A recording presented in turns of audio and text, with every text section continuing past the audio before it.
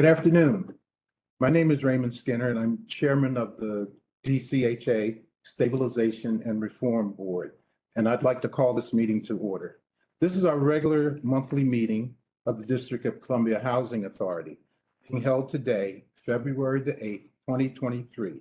This meeting is being held via WebEx video conferencing, and the board is here in the conference room in person. The time is now 1 p.m. So as we start every meeting, I'd like to first of all ask for a moment of silence.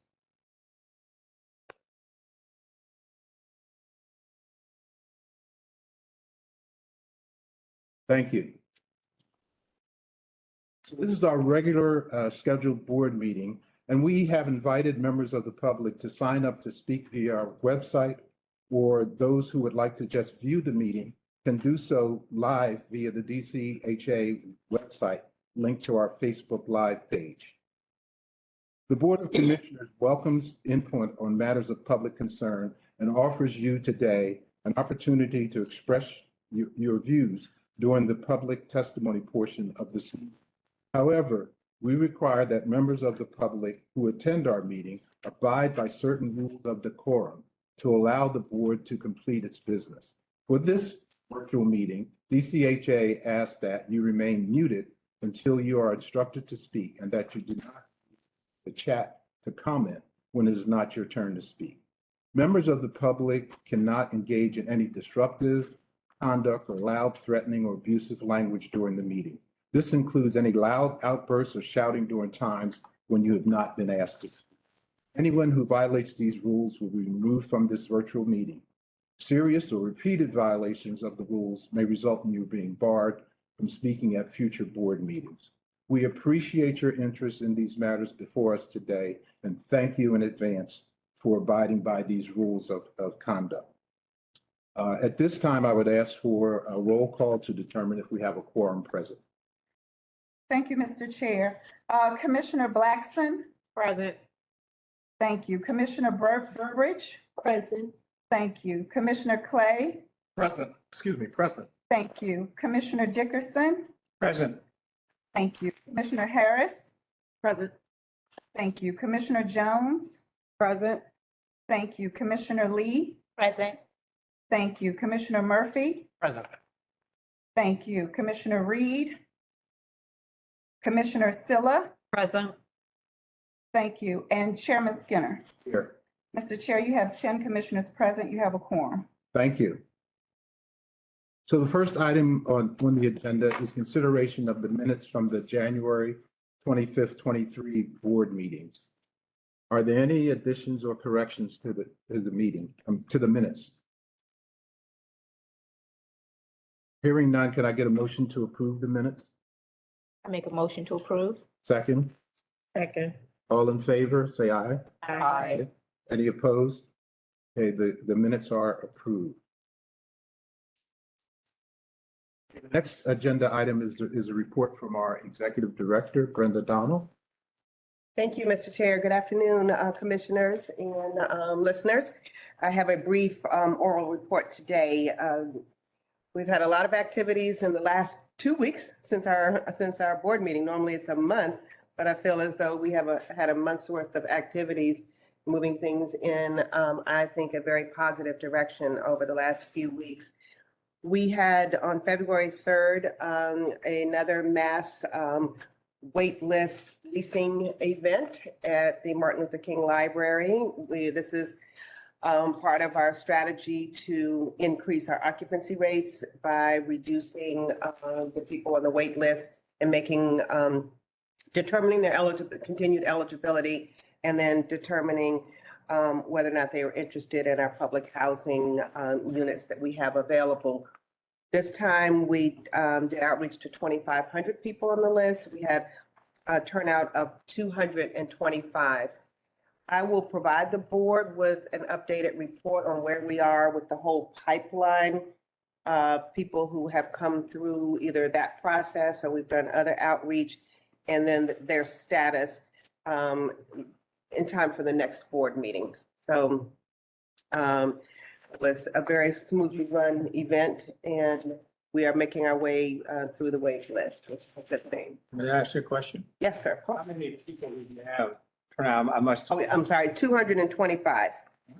So the good news is, we are down to, or up to year, I think, 2011 and 2012. So the wait list, is to remind everybody, was frozen in 2013. People have signed up, or been 25 years before that, have been on that wait list. So we have been working our way through, and when I say that, it means that we've been doing outreach, we've been updating addresses and information, and inviting people to come in and let us know if they're still interested in public housing and if they're still eligible. What we found over the last year and a half is that there is typically about a 20% return on that outreach, and it makes sense, right? People have been on wait lists for 25 years. They're living somewhere, their household needs have changed. They may or may not need or be eligible for public housing, but you have to go through in date order. So the fact that we're getting close to the end of that wait list allows us some opportunities that we will share with the board as part of our new plans and the way that we're going to be processing that. So. Director Donald, I get a lot of questions and feedback about whether we're doing any kind of special outreach to people who are experiencing homelessness. And if there's a way to support this effort to ensure that, people who are experiencing homelessness don't have an address and maybe are really difficult to contact. So if we could partner to support and make sure we get the word out, that would be wonderful. Yes, thank you for that, Commissioner Silla. We did about a year ago bump up our list with the continuum of care, or the entity that manages the homeless services list for Department of Human Services, in order to make people aware of emergency housing vouchers. We're due for an update, and so we will follow up to make sure that we're doing that. I want to congratulate you. I'm a date myself, go back far, and the wait list has been something that's just been never really tackled like this. And I really want to congratulate you on jumping in there, because it's been there forever, and you are doing something. I mean, you're making progress, so congratulations. Thanks to the whole team. This has been a whole agency effort, and we are really moving in the direction of where we can have people who need public housing, who are interested in public housing, and do it in a more targeted way. And we're excited to share that with you in the next month. Can I just interject something? So for the commissioners, before you speak, say your name for the benefit of the court reporter. Sure. He's not in the room. And that was Commissioner Dickerson. And I will respond if you don't, and make sure that I say your name. We also had a really nice event at Langston Terrace. Commissioner Murphy was able to make it. I know the chair wanted to make it and had some dealing with some personal family issues that he had to take care of. And but that was a great event. It was a good turnout at Langston Terrace. This was part of the master planning process. And we had probably about 40 or so residents who turned out, who've been very engaged in this planning process and are contributing to what the ultimate design for Langston Terrace will be, to accommodate a lot of our seniors who have aged in place and to make that much more accessible. So I thought that was a great event. Commissioner Murphy, did you want to? Well, I would just, again, I think congratulate you and the team. I think what I was really struck by was, first of all, the project is fairly far along. So you guys have been moving on this for some time, but it was clear from what you presented that it was incredibly responsive to what the residents asked you to do and to prioritize and to respond to what they saw was needed for the renovated. There was a real sense of excitement of what could be. There was also a sense of, we've been down this road before and haven't gotten anywhere. And I know that you're committed to making sure that does not happen, because we want to deliver Yes. those people. Yes, there's always a lot of pent up expectation and sometimes a failure to deliver. I'll say one thing that came out of this, I probably shouldn't say this because we don't have it completely formulated yet, but several residents talked about the lack of air conditioning and how hot it was. And then we have seniors and people with respiratory issues, and that they had raised this during the planning process. And so I turned to my team, we have our property management team, as well as our Office of Capital Programs, and I said, we need to connect those dots. So if people are raising issues during a planning process, it's not just for the long-term plan, what can we do immediately? So as a result, we're looking at our whole portfolio to see what the cost is, to see if we can do window units or those standalone air conditioning units that we can make sure that we have air conditioning for our residents. And I think we're going to be able to do that this summer. So, but that's how you learn, right? So it's every time you go out, you learn, you listen, you get that feedback. You're not always able to do something immediately, but if you can, then we should. So that's along those lines, just a reminder that the legislation that formulated to start requires 4 listening sessions for the board, majority of the board to participate in 1 in each quadrant. We have to do these by May. Our Commissioner, Rosa Burbridge, is working with our staff to plan that process out so that, and possibly with some other neighborhood community organizing partners, so that we can do that. I asked if we wait until after our budget hearing, which is April 6th, because all of our staff are involved in preparing for oversight and budget. But if we can do it in April and May, and we have already put together lists of all of our properties in each of the quadrants, we'll do it at one of the properties. And I came up with the idea to do a survey that we can send out to the residents to find out, you know, what are their interests and what, so that these are truly listening sessions. We'll provide some updates, but mainly will be listening sessions and organized in the categories of issues that typically come to our attention. Commissioner Burbridge, did you want to say anything else about that? I do. Commissioner Burbridge, thank you. And I want the residents to know this is an opportunity for you to come out and participate, to actually see your commissioners, to speak with your director, and let them know your needs, let them know your concerns. And we're going to come to you. It's going to be person, face to face. We're not doing this virtually because we want you to know that we care about you, we hear you, and we want to work together to make your lifestyle improve in every way that we can. Thank you. Thank you, Commissioner. And also, as what I want to organize for the commissioners is to have before, I think we're going to do the sessions from like 6 to 8 in the evenings, but the afternoon before that we would offer some tours of the properties in that quadrant. So we'll have a lot to organize, but commissioners who are interested, and then Anita will be getting a van and doing our little property tours. So we've got a lot to organize in the next couple of months, but I think that'll be a real rich experience, particularly for new members of this board. Okay. Also, in terms of our residents, I told you that we were doing this big maintenance surge. We don't have a cute name for it. Commissioner Murphy, I know you want us to brand things. I do too. So we should come up with a name. But this is where the board approved the 2 contracts for DGS, which we're still working through the paperwork to get those contracts signed and task orders issued. But to jumpstart that process, we have our own team of inspectors from a couple of our program areas who have been trained, and we created a comprehensive inspection process. And that will be recorded. We're capturing the data, putting it into our data system so that we know when a unit has been inspected, what the work is that is required, and then coming in quickly within a few weeks to do the actual repairs. And unless it's an emergency, then we'll come right away. We started a week or so ago at Harvard Towers, which is right across from the zoo.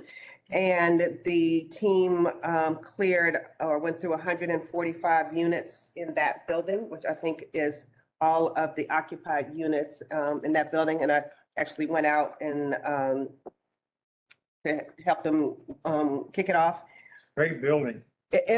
The Fantastic. views are fantastic. We were invited into one gentleman's apartment and he has $1 million views. It's just a beautiful building. But we're also, what I noticed in going out was that the lobby and the front of the building look a little sad. So if you're driving by the building, you don't know that it's public housing. When you go up to the door, you know it. Our goal is to remove that kind of, it's a stigma, but it's also, I think, disrespectful to the residents and to make the buildings inviting. There's no seating in the lobby, so we're going to spruce up the lobby. We're going to do landscaping. We're going to do that for all of our properties, but it was just a reminder of we can do better and we will.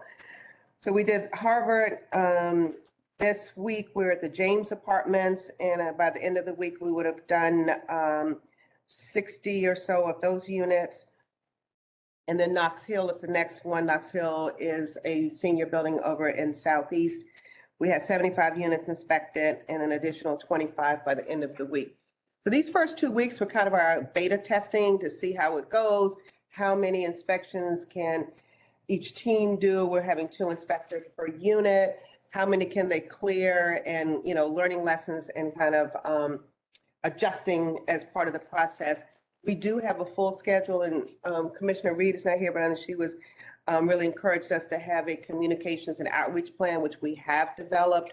And I will share that with the board because I think it's really good, where we will be sending out the notices to individuals, of course, but also to our resident leaders, and posting them at the property so people will know and be excited and that we're coming and this is a good thing because we're going to be fixing up your units. So that's. Can I ask, Chris Murphy, can I ask, are some residents resistant at all, or sort of suspicious or skeptical of why someone needs to come in? I haven't gotten any reports about that. But I have gotten some where our inspectors were surprised to go in and find units that maybe we should have given advance notice, that they might have been a little more ready for, yes, prepared, thank you. So I think that's part of that kind of two-way, but we want to give people notice so that they can be prepared. But I think we'll have regular reports on that because we're moving, we do have a plan that goes all the way out to May for the inspections. But at the same time, I don't want to keep telling team this is not just inspections, this is doing the repairs as well. So we'll have a dashboard that updates everybody on that information. And then real quickly, I mentioned our budget hearing on April 6th, but before that is our oversight hearing, which is on March the 2nd. It is a virtual hearing. The board is not required to attend, but I encourage those who can to sign on. We'll make sure you have the link. I think the public testimony precedes the government testimony, and it's always good to hear what people are saying. We hear a lot every month, but we may hear some of the same. And then, of course, I will share my testimony with the board and all of the questions. We have about 100 questions with multiple subparts that we are working through now. They are due end of next week. We will meet our deadline. But I will share with the board because I think it's a lot of information and it's good background information for the board to have. So we'll share that with the board and make sure you have the link and can sign into the oversight hearing. Next March what? It's March 2nd. Thank you. And finally, we submitted our status update to HUD on January 31st. And we did share that information also with the board, and we had a meeting of the board ad hoc committee, and they also participated with our consultants. And I've sent you all the calendar link for that weekly meeting. If you want to attend, you're welcome. If you don't, we'll catch you up. But we do have another meeting scheduled with HUD on February 15th. And Commissioner Lee, I sent that to your calendar. If you can it's just 2 hours and it is virtual. So in that meeting, we hope to focus on the items that we want HUD to agree to sign off and close, that we have proposed closure, and then find out what additional information they need for those that they're not willing to close or that we're still working for. Okay. That's it, Mr. Chair. Chair Skinner again, thank you for those updates, Director Donald. I, for one, am looking forward to participating in the listening sessions. It's been a long time since I've had the opportunity to get out to any of our public housing properties. So I'm looking forward to that and being able to interact with the residents. So as Director Donald said, this meeting is, we had a short time frame for this meeting. We had the first meeting of the Reform Board just 2 weeks ago. So so there was a lot going on. And one of the things that we've, so going forward, we will have a regular scheduled meeting on the second Wednesday of each month. And those meeting dates are posted on our website. But during this time, we've taken the opportunity to really organize our committees. And I think I mentioned at the last meeting that we really want to make the committees much more effective than they were with the former board. So we've been organizing the committees, and going forward, we'll have regular committee reports, have the committees report out at the regular board meeting. So you'll get a chance to hear what's been going on in those meetings. So at this time, we're going to move on to our resolutions. We have 4 resolutions for the board to consider today. The first one is Resolution 2311 to authorize the execution of a contract for Project Management Information System. And this is in our Office of Capital Programs. Great. Thank you, Mr. Chair. I'm going to turn it over to Kimberly Allen, who is our Vice President over the Office of Administrative Services. All of the items of the agenda today came through. We did have one committee meeting. Thank you, Commissioner Jones and members of the Administrative Services Committee for having a very quick meeting and digesting a lot of information in a short time. But we did run these items through that committee. And the first 2 are straightforward procurements, and then we have the procurement policy, and then the acceptance of the Choice Neighborhood Grant that I mentioned last time. But I'll turn it to Ms. Allen to describe the PMIS system procurement. All right, thank you. Good afternoon, commissioners, and thank you, Executive Director Donald. If you could bring up the PowerPoint for me, please.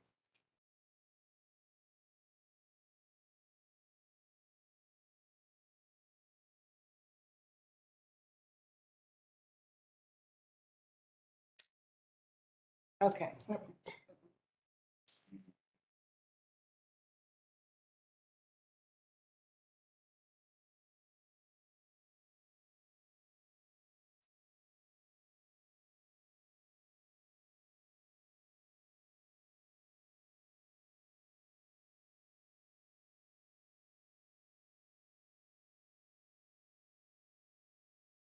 There we go. Okay, so the first resolution that we are, to the next slide. The first resolution that we have today is for project management and information systems for our Office of Capital Programs, which is Resolution 23-11. There we go. And so this software is, again, the Office of Capital Programs requires this software in order to manage the progress of their projects portfolio-wide.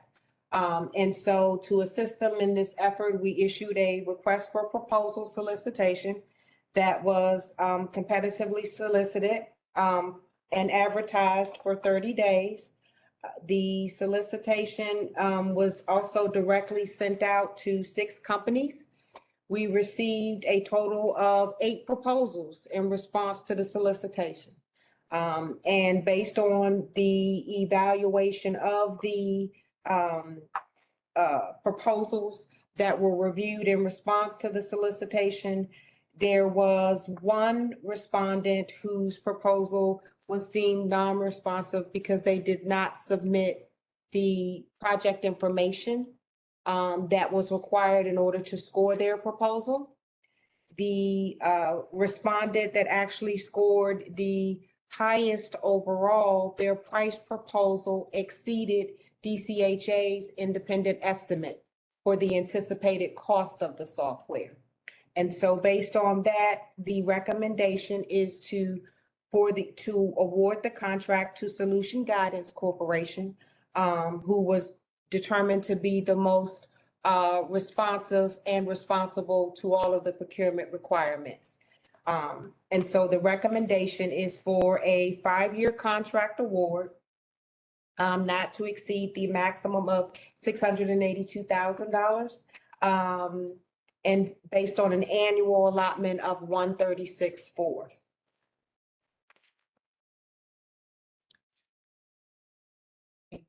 Are there any questions?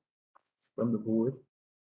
I guess one question I had about Solution Guidance, do we know anything about these folks? I mean, do they work with other PHAs around the country, or sort of what, or do they work with other large developers in DC? Sort of, I guess on what basis do we feel confident that they will be able to deliver what we need? And so the solicitation, one of the qualifications or technical factors was experience. And so all of the respondents had a component to be able to speak to their prior experience to be able to provide this software. A good thing that I did note throughout the scope and specifications in the solicitation was that the program office made it a point to identify which DCHA systems the software would need to be compatible with. And so you'll notice that in this, there's a component in there that says not to exceed amount, and it's because of the implementation piece. So whenever, you're installing software into a network, you have an expectation with regards to implementation. But again, the program office and consult with our IT department, they have a contingency built in there to cover the implementation to make sure that it's going to work. And does that also cover training? Because I remember in the HUD report, there was some suggestion that at a prior system that there wasn't sufficient training done to get people up to speed on it. Is that part of this, that there'll be a robust training Yes. component? Terrific. Great. Thank you. You're welcome. Commissioner Dickerson, now when you say project management, is that for the different projects we have? What project are you talking about? Is it construction projects? Yes. Yes, okay, fine.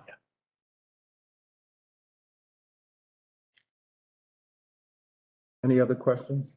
I have a question, Commissioner Skinner, and I'm not sure if you can answer this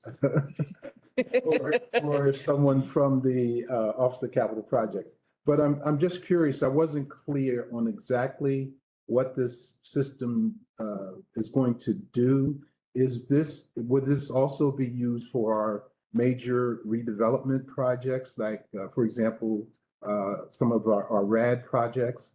Is it something that can take us through a total project from pre-development to development and property management and so forth? Great question, but I'm going to have to defer to the Office of Capital Programs. Is Brian Butler available? Yeah, so yes, so this would be able to, it's a holistic piece of software. PMIS system can run everything from the day one of a project becoming an idea all the way through to the final handover of that project.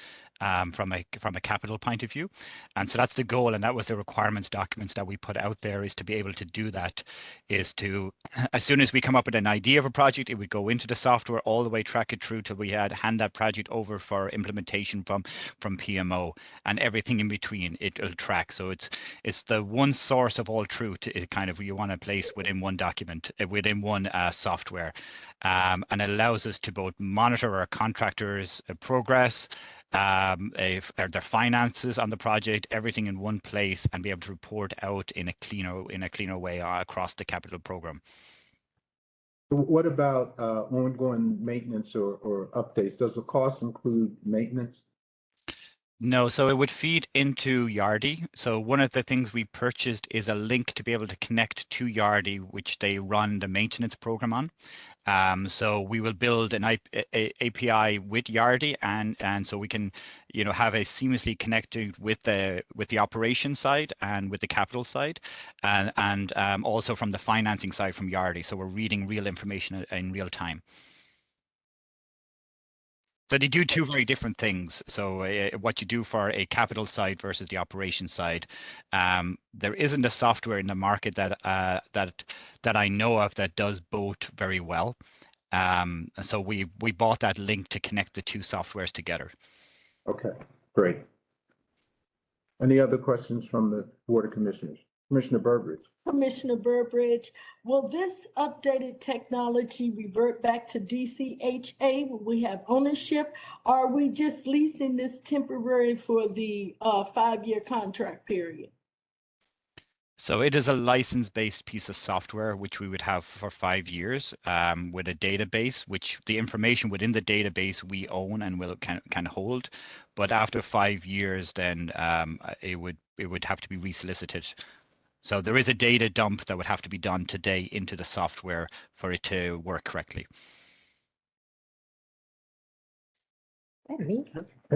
So we did have one member of the public who signed up to speak on this resolution.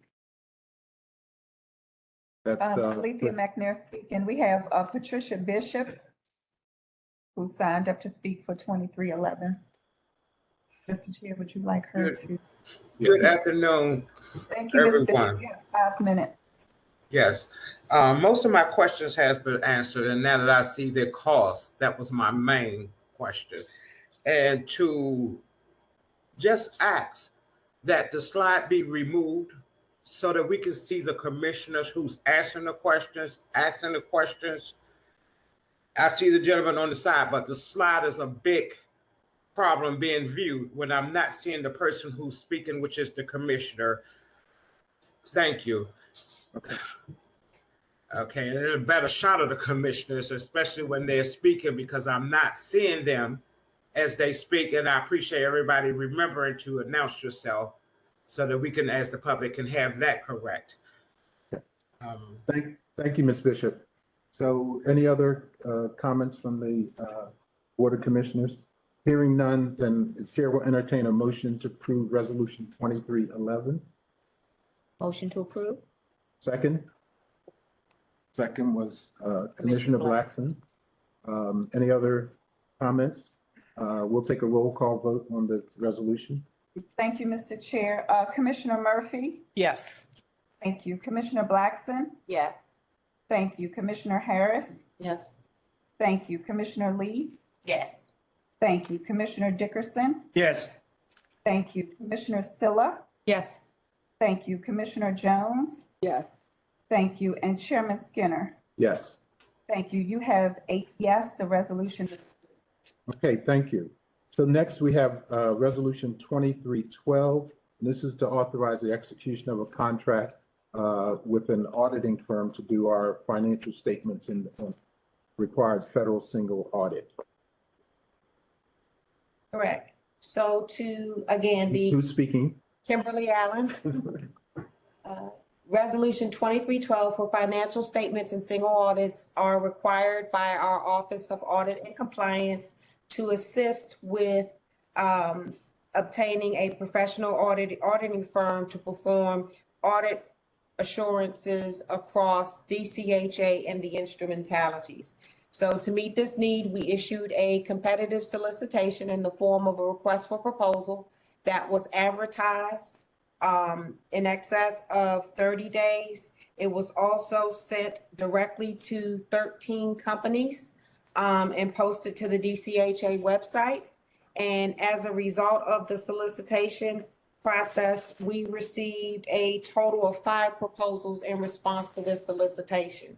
Those proposals were reviewed and evaluated by an evaluation panel, and based on the results of the evaluation process, the recommendation is to award a contract to the most responsible and responsive firm that responded to the solicitation, to award a 3-year contract in an amount not to exceed $655,500 and a minimum amount of $150,000. Are there any questions? Commissioner Jones, can you tell us why you're recommending award for 3 years opposed to 5? Certainly. This paper. Kimberly Allen, She said remove. so the recommendation, we solicited for a three-year award term, and that was based upon the previous board's recommendation to make sure that as an agency that we are, number one, reaching out to firms that provide auditing services, but just by the nature of the services in themselves, they wanted to make sure that we didn't have any one auditing firm providing these services on behalf of the agency for an extended period of time. And so although we have the authority to award up to 5 years, we determined that 3 years was relative to allow a company the opportunity to provide the services for the agency. And then it's a recent enough time to also reach back out again within that 3-year term to resolicit, so that we are constantly reaching out and others have the opportunity to provide the services to the agency.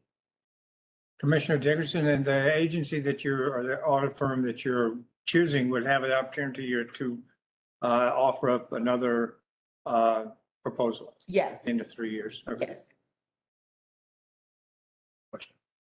Commissioner Clay? Commissioner Clay, is there a HUD requirement as to how often your audit firm should change?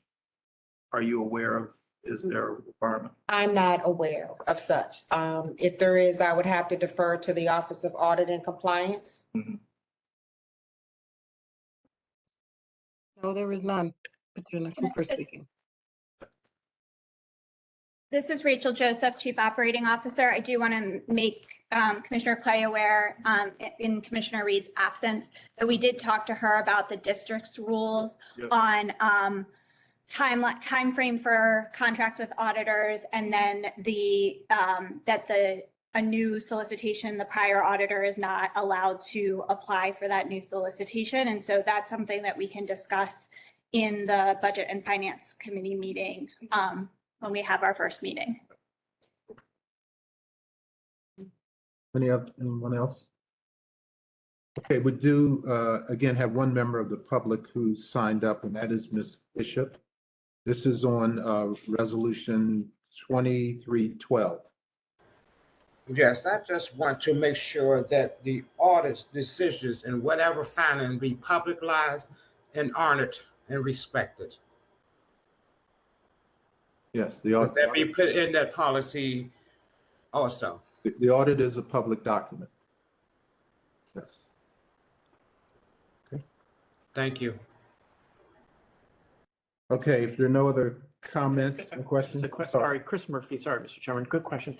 Is it, how relevant, or is it at all relevant, that the auditors that we're hiring have experience with housing authorities? Or is it just sort of garden variety auditing that can be applied to any agency? I only ask because the more I dig into our finances, I realize how complicated it is, right? It's a tribute to you all that you managed to make it work, because it's not easy. But I'm just wondering, is that something that is important? I think John Sarah is, our CFO, is on the line, and so maybe he can answer that question from his experience. Thank you, Rachel. Good afternoon, commissioners and Director Donald. The experience of the firms that applied to this solicitation, that experience within not only housing authorities, but housing authorities of our size, and also with our programs, in particular MTW program, had a great number of points in evaluating the scores. Right. So that was taken into consideration, Commissioner.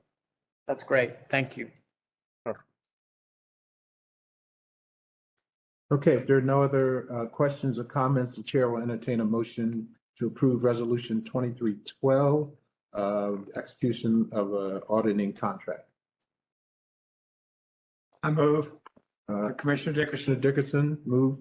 Second. Second, Commissioner Harris. Commissioner Harris, second. Any further discussion? Then we'll take a roll call vote. Thank you. Alethea McNair speaking. Commissioner Jones, Yes. Thank you. Commissioner Silla? Yes. Thank you. Commissioner Dickerson? Yes. Thank you. Commissioner Lee? Yes. Thank you. Commissioner Harris? Yes. Thank you. Commissioner Blackson? Yes. Thank you. Commissioner Murphy? Yes. Thank you. And Chairman Skinner? Yes, There are 8 yes, the resolution is approved. thank you. Okay, next we'll move on to resolution 2313. And this is to adopt DCHA proposed procurement policy and regulations. And I think members of the public know that during the HUD review, issues around procurement were front and center. And we've been working diligently, the staff and everyone to make updates to the policy that we had in place and make sure that it conforms to all of the various federal and district rules and regulations. And we have to publish this for comment in the DC Register. And so today, the staff is asking the board to the regulations for publishing in the DC Register. So I'm going to turn it over to Director. Thanks. To turn it over to our Chief Operating Officer, Rachel Joseph, and receives that department to add a little bit. Yeah, so Chairman just clarified, this is Rachel Joseph, Chief Operating Officer. The Chairman just clarified, and what we shared with the Administrative Services Committee last Friday is that this resolution is to post this policy for public comment. It is the first bite of the apple for this board. There will be a resolution brought back to you after the public comment period to approve the procurement policy and make it our official, the updates our official policy. So I know that we had a very short period of time to review documents and turn them around as we're trying to meet the deadlines from our response to HUD. But there will be time during the public comment period for further discussion if necessary by the STAR board members. And now I'm going to turn it over to our expert, back to Kimberly, to just walk through the changes that what we needed to do and how we changed things and then answer questions. Actually, this side was pretty much covered, so we can actually just go to the next one. Okay. So just to kind of recap where we are, as it relates to DCHA procurements, first and foremost, we want to make sure that we have a policy that is compliant with federal and local regulations, and that the process itself is fair, open, and competitive. And so we want our process to be welcoming, and so that we have sources that are available and definitely responsive to solicitations that we put out. And so being consistent with the federal and local requirements and making sure that we're advertising and we're letting people know when we do have solicitations is a big part of that. As it relates to you, the STAR board, your responsibilities as it relates to procurement, any contracts that the agency is awarding of $250,000 and greater in the aggregate come to this board. And so we have to have approval by resolution for any contract award of 250 and greater. And that can be two ways. If there is an informal solicitation where there are multiple awards that move to the aggregate of 250, you guys are going to see it. If it's a larger procurement and it's an individual contract award of 250 or greater, you guys are going to see it. So 250 is the number. It will come to you all in the form of resolution, just as the previous resolutions that we did today, for your review and authorization for us to proceed with executing a contract award. All formal solicitations for the agency are done on a competitive basis, where we advertise in local print media. We also post it on our website to advertise for a minimum of 30 days. Larger solicitations can be longer, 45 days, 60. because we do things on the scale of development and construction where we want to have longer periods for people to know that it's out there and be able to respond. And then also for the Office of Financial Management, any procurement prior to that solicitation being issued to any source goes to our Office of Financial Management for them to review the anticipated funding amount and to authorize budget line authority for us to be able to issue the solicitation. So those are the steps that we do prior to and a part of our procurement process. You go to the next slide. Simplified acquisitions for DCHA. Departments can make what we classify as department small purchases up to $10,000. When it reaches $10,000, DCHA issues a contract. And so in order to do so, the Office of Administrative Services is responsible for drafting and issuing a informal solicitation for things at the simplified acquisition threshold, which is 10,000 up to 150. We're going to do that. We're going to issue it as a letter of solicitation. And what a letter of solicitation means is that the proposals that we receive are evaluated based on price and other factors. So anything else that will be important to a department in determining who the award should go to. Commissioner Dickerson? Such as other factors.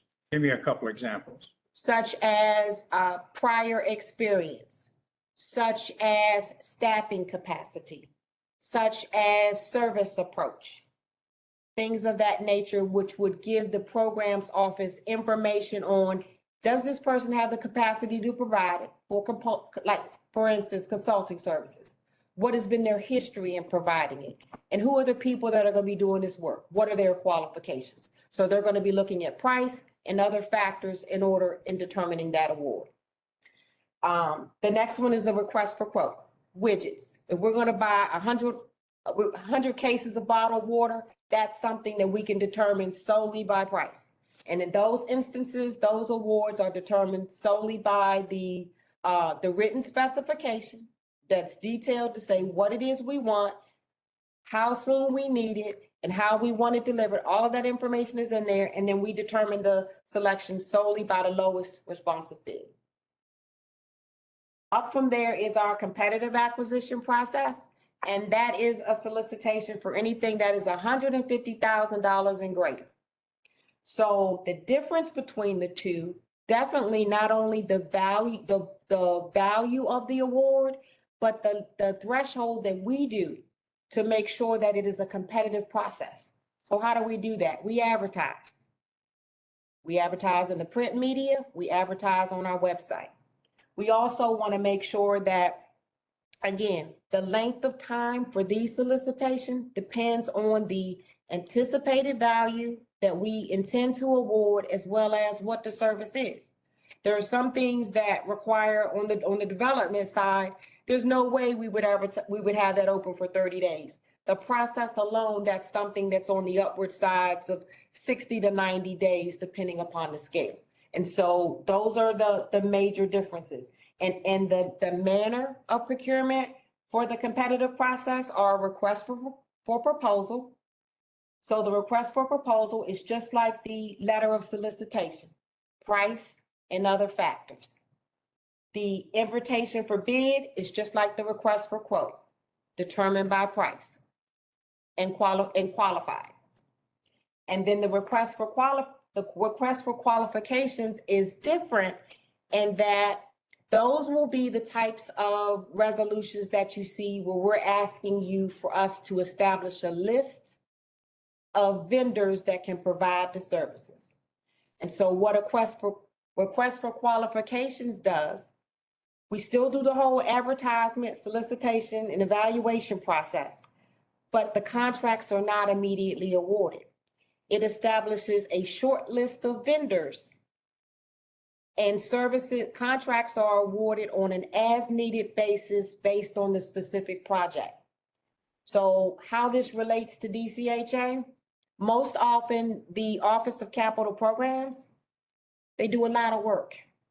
A lot of our work is on demand. And so to get through this process, to bring on vendors, to be able to establish people to be able to do the work, a request for qualifications is our ability to establish a short list, because we've already done the qualification side of it, to say that this vendor is qualified, responsive, and capable of doing this work, but we don't know what their price is, right?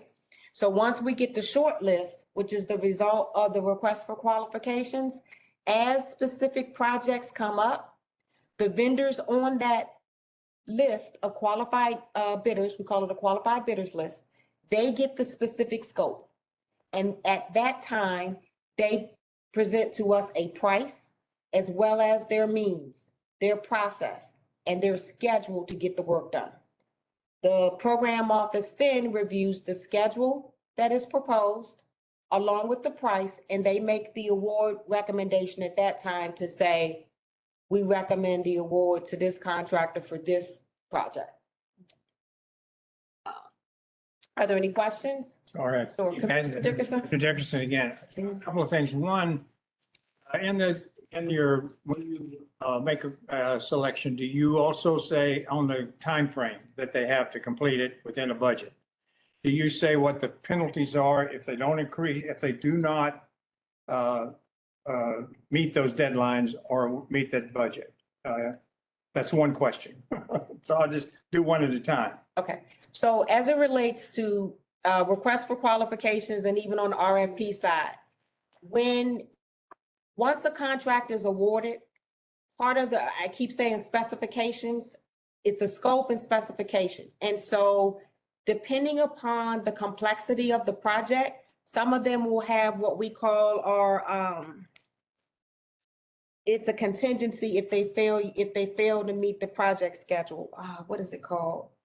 It's a fee that they get charged. And I know that we have that on the construction side, and that's sometimes built into some of the development. So it kind of depends on the project specifically as far as to what degree that is included. But I can tell you that liquidated damages. And so, yes, that is a part of it. And do you ever get like a job referral? Do you ever talk to people who they've worked for and what their experience has been with that particular company? Do you go back and do that recommendations that they may give you to go and talk to some of the people who've worked with them? Absolutely. And so as a part of our solicitations, when you look at the section that talks about the evaluation criteria, whenever you see references on there, know that our office, the Office of Administrative Services, that we've sent a reference questionnaire. So we request references for work that is most similar to DCHA.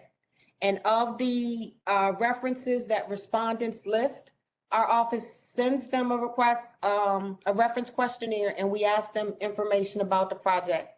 Those references are scored and evaluated, and those become the numbers that they're scored under the reference section. And last question. Pardon me. If they do they have a lawsuit against them for damages from a previous, can you determine that or not from a previous project that they worked on? Are they in some kind of court battle with a previous contractor? So that shows up as it relates to your resolutions. You'll see the portion in there where it says we check the SAM verification for contractors that are disbarred. We also check the district site. That's where that would fall into line as far as verifying if folks are eligible to be able to provide services. Great. Thank you. You're welcome.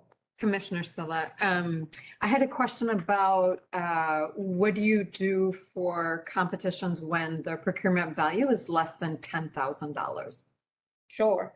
So those are our department small purchases, and the departments are responsible for anything less than $3,000. One reasonable quote is required. From $3,000 to $9,999, they have to get 3 quotes. And they have to reach out to at least 3 sources that can provide it. They have to look at those and they have to submit that along with their requisition in our finance system, which is Yardi, Voyager. And that's all a part of the documentation that we review as part of approving purchase orders.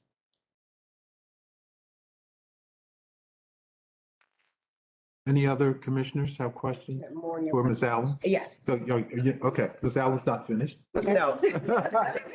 Everyone just got so excited. I have a question. Commissioner Burbridge, my question is, are we doing quality control? I heard several times the word, the lower bid. Sometimes the lower bid is not the best bid. If we want to do this, we want to do this correctly. So are we just looking at who is doing the most work for the less, or is there a quality control mechanism in place? That's a great question, Commissioner Burbridge. Of course. So again, when we talk about things that are widgets, like if we're ordering water or we're ordering pencils, that's something that can be determined by price. That's the only time where price is the sole factor. Anything related to the services that the agency purchases, there's always other factors. And so in those instances, they are looking at what those factors are along with price, and the two combined weigh into who the award goes to. Thank you, Commissioner Burbridge, again, because one of the things that I had a lot of negative response on was during the pandemic when DCHA passed out those little emergency kits.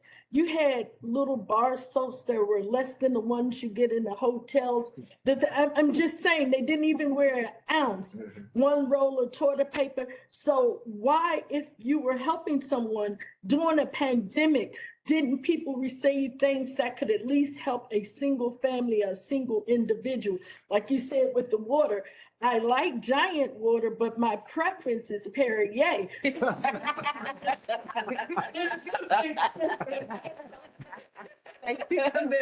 Understood. Understood. Okay. Okay. You can award Right. Water. One more question, Commissioner Celeste. There was, Rachel Joseph indicated that the procurement policy would go into public comment. Is there an opportunity to review the public comment provided and the responses? Yes. Thank you.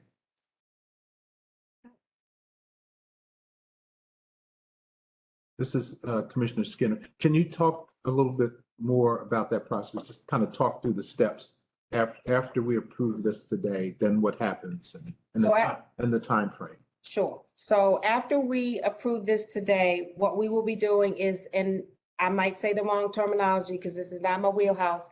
Matter of fact, I'm gonna let Lori Bond speak to it. I was back here for support. Go ahead. Lori Bonds, General Counsel. So Chair Skinner, after we, again, after if you all approve this to actually, again, as proposed, for us to be able to publish, we have to send it to the Office of Documents, so that we actually have to change this into more of a legislative looking document, right? So it won't look like the policy you receive, which is actually the policy. We have to make it into a form where we can actually publish it and would be in the Office of Register. So that will be published. We're also sending it actually to the DC Council. So normally we would not have to do that if we were just doing updates, but it appeared that there was no legislative record to show that it had ever been approved by the council, which should have been done when the board was first adopted, when the agency was first created in 2000. And so as a result, we're sending it there. Once, if we do any other changes, we don't have to send it again. But that's a 45-day review. And so this will be, again, when we post and put it in for public comment, that's 30 days. We still have time for that because, again, council has 45 days based on comments, which, again, depending on how much they are and whether they're substantive, again, that will be brought back to you all. We will determine whether there are things that we know we need to change. If not, again, we'll be bringing it back to you all to be able to approve the final actual procurement policy and contracting policy. So, once you have the first iteration of public comment, it comes back to us and then we make changes. we don't have to put it out for public comment again. It depends on if it's Right. substantive. And so So who makes obviously, that again, determination? the board, you all Yeah, would make the determination. So we would present to you all what those comments are, how they relate, obviously, to the provisions in the policy itself, how it could affect the policy in contracting as what we do now, and whether there's anything to compare it to, if there's any best practices, so that we can be able to make sure you all are informed and you know what that means. Because every comment doesn't mean that it's necessarily something you should want to approve. change, right? That's right. That's right. Next slide. Next slide. I'm sorry. Questions. Commissioner Clay has a question. Commissioner Clay, my first question is regarding, and I'm sorry, this was actually a couple of slides ago, but that contracts in the aggregate over 250 would come to us. Is there some sort of a control in place internally, just even if it's an error where it's missed, to make sure that that's caught? Absolutely, absolutely. So as part of the award recommendation, each department, once the evaluations are done and they send us scores, they send us the award recommendation. So we know, looking at the award recommendation, whether the resolution needs to be drafted to come to the board. We actually know it prior to even soliciting, because issuing the solicitation, because we have an anticipated award amount. And so part of all of our solicitations, if you go to our website, the last section, section F, there's a timeline in there. And so it actually allots time in the schedule for board committee review and board resolution approval. So we go into it with the forethought, and then it's also, we catch it then at that time. The other part of it is as it relates to a contract modification. So once a contract is issued, it can't be revised unless it comes back to the Office of Administrative Services. And we know that in order to modify a contract, if we're looking at a request that is the lesser of $100,000 or 10% of the original contract amount, most of the time it's the $100,000. We know we have to bring it back for additional board review and authorization to even do the contract mod. And all of that is monitored by our department. We have a registry. And we know from the process standpoint, there are checks in the process to make sure that happens. Great, thank you, thank you. And then my second question was, I believe that in one of the findings in the audit had something to do with HUD changes in policy, and our policy didn't reflect some of those changes. Do we have also a control in place in the future that makes sure that as there are policy changes, that we get that information and we're updating our policies accordingly? That is a great question. That's one of the first questions I asked when we actually had follow-up discussions with HUD. Was how do we know when these changes come out? And so one of the things that we were told were definitely we want to register for the HUD's website, because they issue notices on there as things change, as such as policy updates. And then I've also been told that actually there are specific sites that you can go to also, just like you register on HUD, to basically register on their site. So the second part of this, we're looking at the procurement policy now. The processes that we follow to make sure that we're following the procurement policy have to be a part of our standard operating procedures. And so that is definitely going to be a part of the standard operating procedures, to include policy updates, what the process is for that, and to make sure that we have those steps in place. Okay, awesome, thank you. On the same page, great. Okay. Next slide. Okay, so as part of HUD's assessment, the issues that were raised as it relates to the procurement policy, those were the focus of our review and making sure that we made those changes as it relates to the policy. So incorrect regulatory citing was updated. We added the verbiage in the solicitation to allow for the multiple awards from a single procurement. We also made sure that the requirements as it relates to 2 CFR Part 200, to make sure that those updates were reflected throughout, and how it relates to the difference between federal funding and district funding. And so primarily, geographical preferences as it relates to the district. The district is allowed to have a lot for geographical preference as part of their evaluation. We cannot when it is federally funded. And so we went through the policy to make sure where there were differences, we outlined that and spoke to it as part of the procurement policy.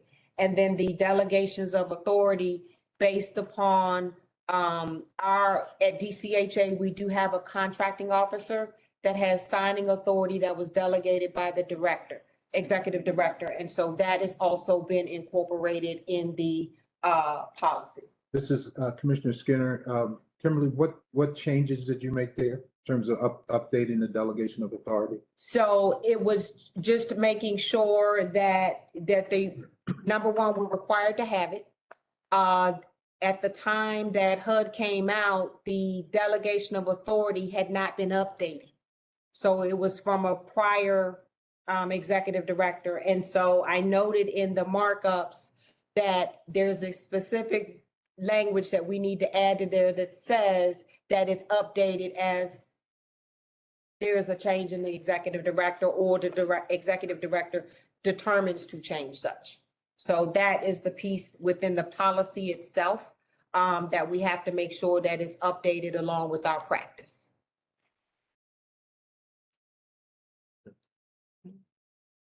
Have more? I think, let's see here.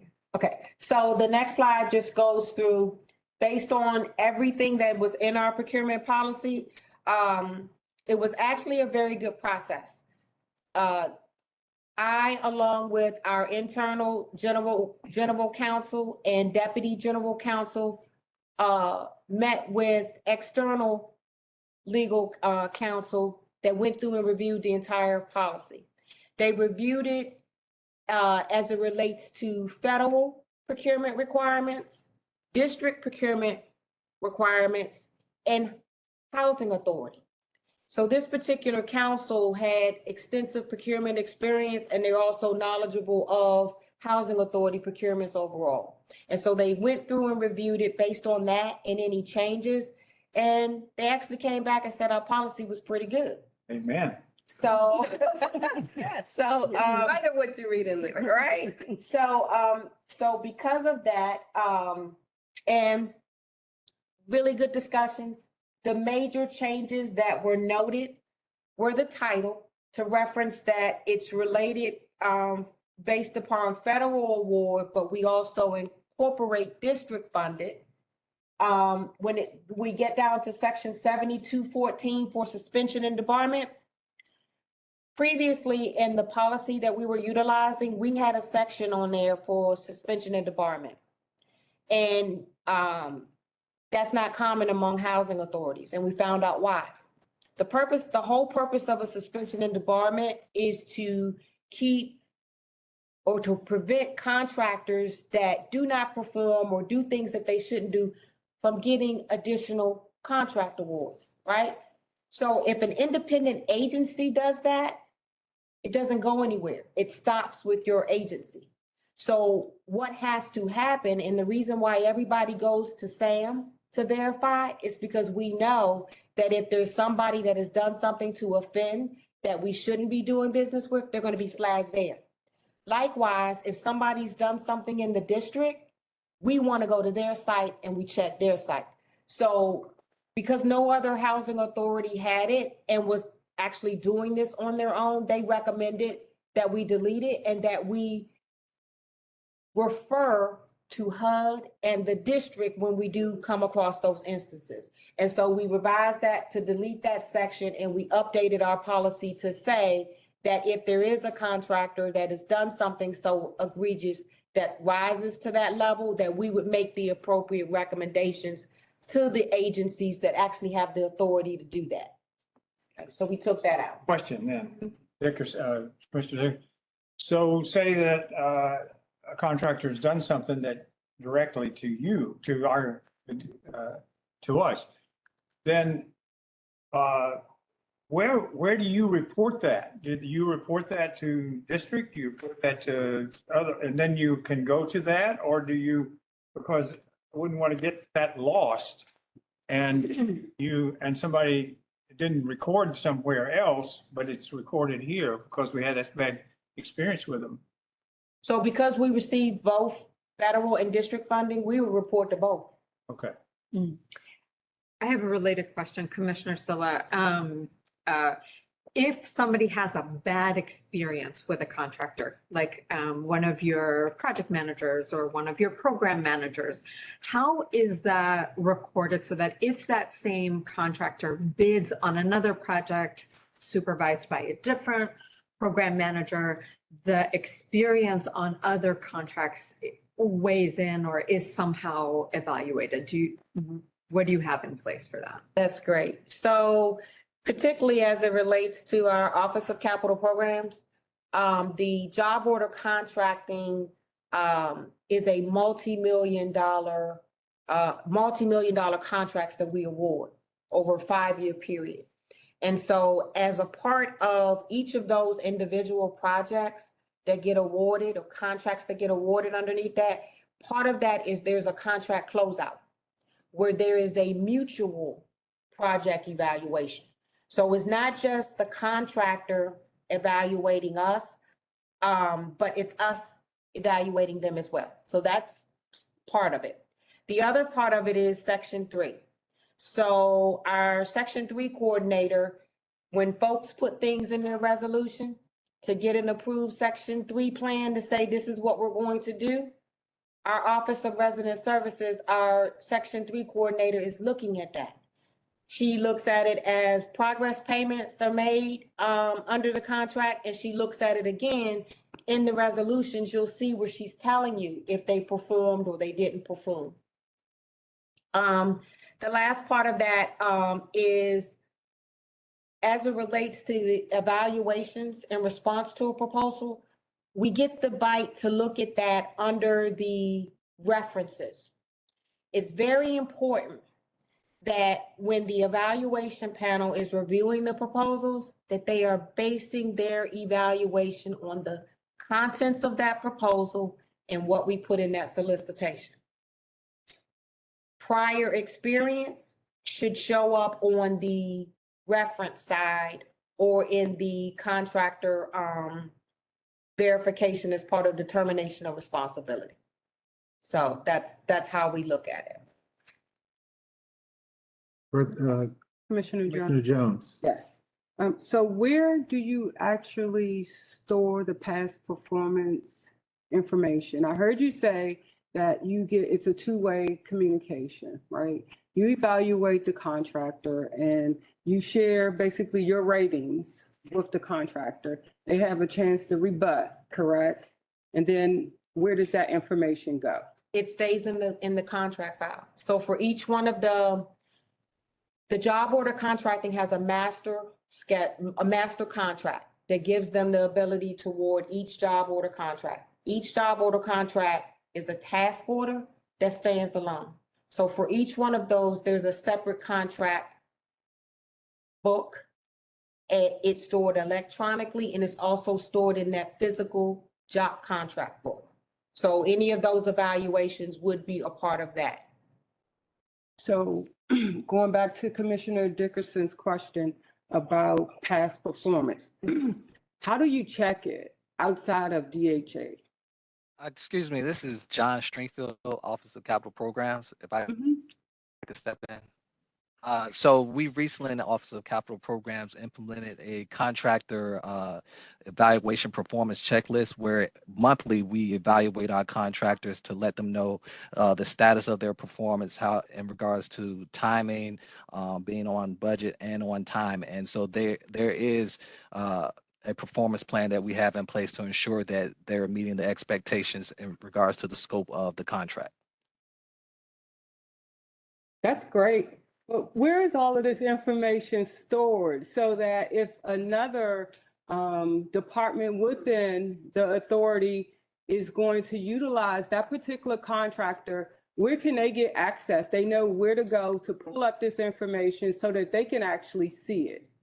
So currently that information is shared on our departmental share drive, and that's another one of the systems that the PMIS system will be able to support, where the entire agency will be able to look at our PMIS system. But currently it's shared on our the OCP department share drive. So I want to just be here to highlight something. And so the job order contracts are managed by the Office of Capital Programs. And so it wouldn't be an instance where property management is reaching out to those contractors. They would have to go through Office of Capital Programs. But I get your point as it relates to somebody else identifying, or another department wanting to do another type of contract with somebody that's previously performed. So the question is, you're asking, how are we sharing that information to say that this person is I get it. This is Commissioner Silla. That's actually the intent of my question as well, to make sure that because it's such a large organization and you have work across so many different independent kind of divisions, how can you share information when someone's having a bad experience? Yep, I think that is definitely something that we need to take a look at as we update department SOPs. Again, the standard operating procedures are going to be the roadmap for how we carry out this. And so that would be at that level where we would need to delve in and make sure that we are addressing that and making sure that it does matter. You know what I mean? Yeah. Still here, Commissioner Jones, okay. Right. So do you check outside of the Housing Authority for past performance? Like, do you check the federal site just to see what the past performance is of an individual contractor? So currently, we are only checking the SAM verification for the debarment. That's I'm it. sorry, for the Yeah, benefit what of is the SAM? public, what is the SAM? Okay, the actual Systems Award Management, which is the federal site that is designated to verify contractor performance. It's at the part at the end where it says we're checking to see if folks are suspended or debarred from actually providing contractor services. And there's a similar district site? Yes, the district has a excluded parties list that we check that as well, that has the same purpose for identifying contractors that we should not and are not permitted to do business with. Okay. Any other questions? Commissioner Harris, real quick, and I'm sure it's at the tax ID entity level to do the search. But does it also allow you to search under former and different DBAs they may have used? So I know in some instances you can have a facility, company name and switch up your DBAs as often as you like. Yes. Ms. Allen, are you done? Okay, yes. I think we're doing We're done, okay. one more slide.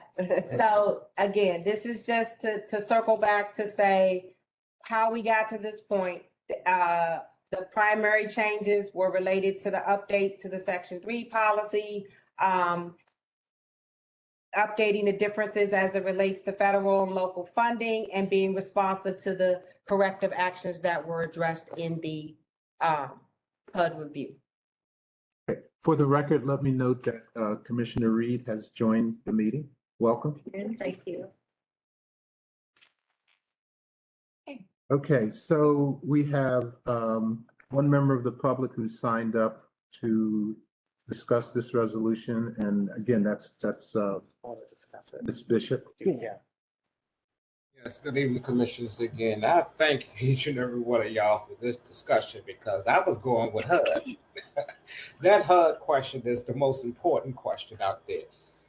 Okay, so a lot of questions got answered. But one thing I want to please bring to attention, vendors and contractors, they lose their license, They go underneath another name. Please be aware that you might see one face sitting at the table, but the employers and the workers are the same ones that have robbed, stole, stealed from housing, contracts that should not have been be redone. So please keep an eye on all those vendors. And if they have contractors, if they have did something wrong and it comes to your attention, your job is to immediately get your money back, fire, and get more.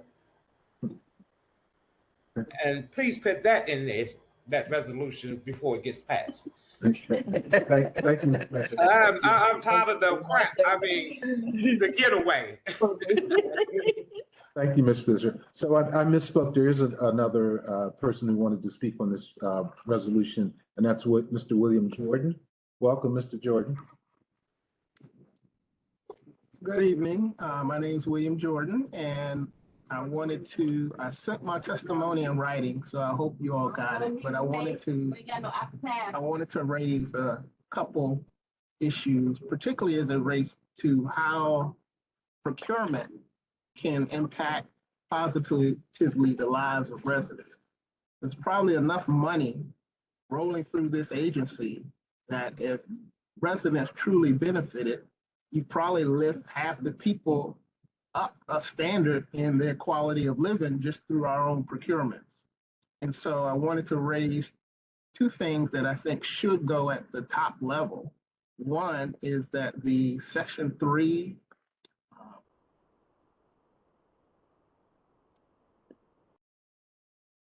Go ahead, Mr. Jordan. Keep those.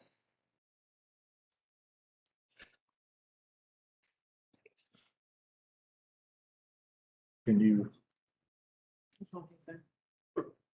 Resident participation benefits expenditures from board approved have concrete targets for how residents will benefit through procurements, whether it's internships, whether it's resident businesses, or however you want to phrase it. I think that should be called out at a high level and not be buried solely in the policy details.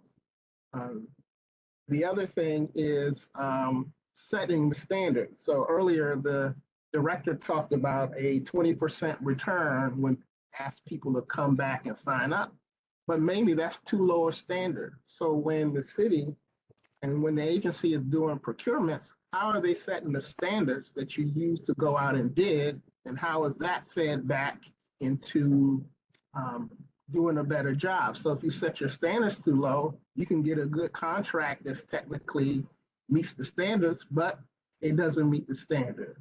And then finally, I wanted to use Park Morton as an example.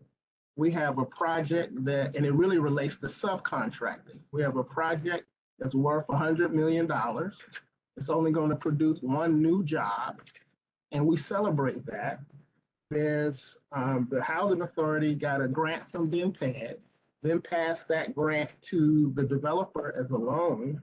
And so there's no way that we know that the subcontracting at the end of that trail is designed to support the Section 3 goals that we have. So I didn't see anything in here mentioning subcontracting and how we work with subcontracting through other policies. So I wanted to raise those things. I hope you will take it into consideration, because as I said, the just Park Morton procurements, capital and otherwise, is enough that probably if residents participated, every family wouldn't even need public housing anymore, and you have more units opened up for other people. So please look into. Thank you, Mr. Jordan. We'll take your comments under advisement. I'm particularly interested in seeing what we can do to make our Section 3 requirements more robust. Okay, if there are no further comments, Chair will entertain a motion to approve Resolution 2313, which is to adopt proposed procurement policy and regulations. Chair Skinner, Yes. Commissioner Jones, I do have a statement that I'd like to share with the board. And just to, I guess, reflect that the committee did meet on February the 3rd, and we went through the 3 resolutions that were presented today. The one that got the most discussion was the procurement policy. And I just want to flag for the board that there were a number of editorial comments that were made, but there were a few that I thought was substantive enough that I wanted to flag for the board's attention before this vote. And one was the use of petty cash. The other one was the adoption of a procurement card usage. And then also the executive director signing contracts, specifically contracts that are, or more so excluding contracts that she's required to sign by law. So those are areas that the policy as currently written, it does not address those areas. And I think they should be highlighted. Okay. Reviewed by the entire board. So I think, as has been previously indicated, the board will get at least 2 other opportunities to weigh in and make changes to the policy as it stands now. I mean, I would consider this to be a draft policy. It's going to get reviewed in the public. It's going to get reviewed by the district council. So we will also have an opportunity to make those changes. So I hear you. I ask that the board take those comments under advisement as we move forward and get a second opportunity and a third opportunity to review the proposal in detail and make those changes as appropriate. Commissioner Siller. Yeah, I also wanted to recognize that when we met as a committee, we talked extensively also about Section 3, and that Director Donald has assured us that we will have an opportunity to talk through the Section 3 policies and procedures as those are fleshed out, and that we'll be doing Section 3 training as well. So I just want to make sure our public witness recognizes or understands that we are also asking about Section 3 and that we have other additional opportunities to really look into what that looks like. Mr. Chair. Thank you. Yes. In response to Commissioner Jones's comments, and I may be off base here, but it's my understanding that once we publish this document, while it is a draft and we could expect to get input from the public or additional comments from the board, if there are substantive changes, then we would have to go back out for public comment. I'm just asking this as a question. If that is the case, which then throws off our whole timeline.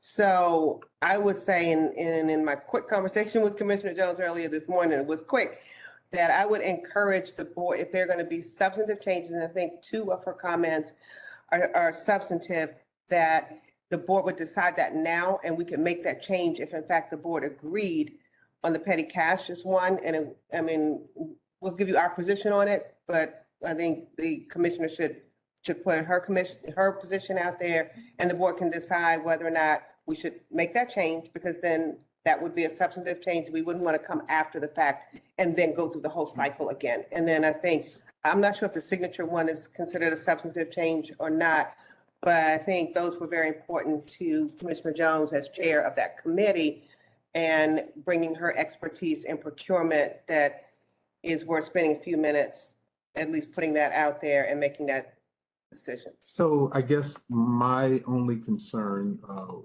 my major concern is, how do we know what's substantive? Who makes that choice, decision, that it's substantive or not substantive?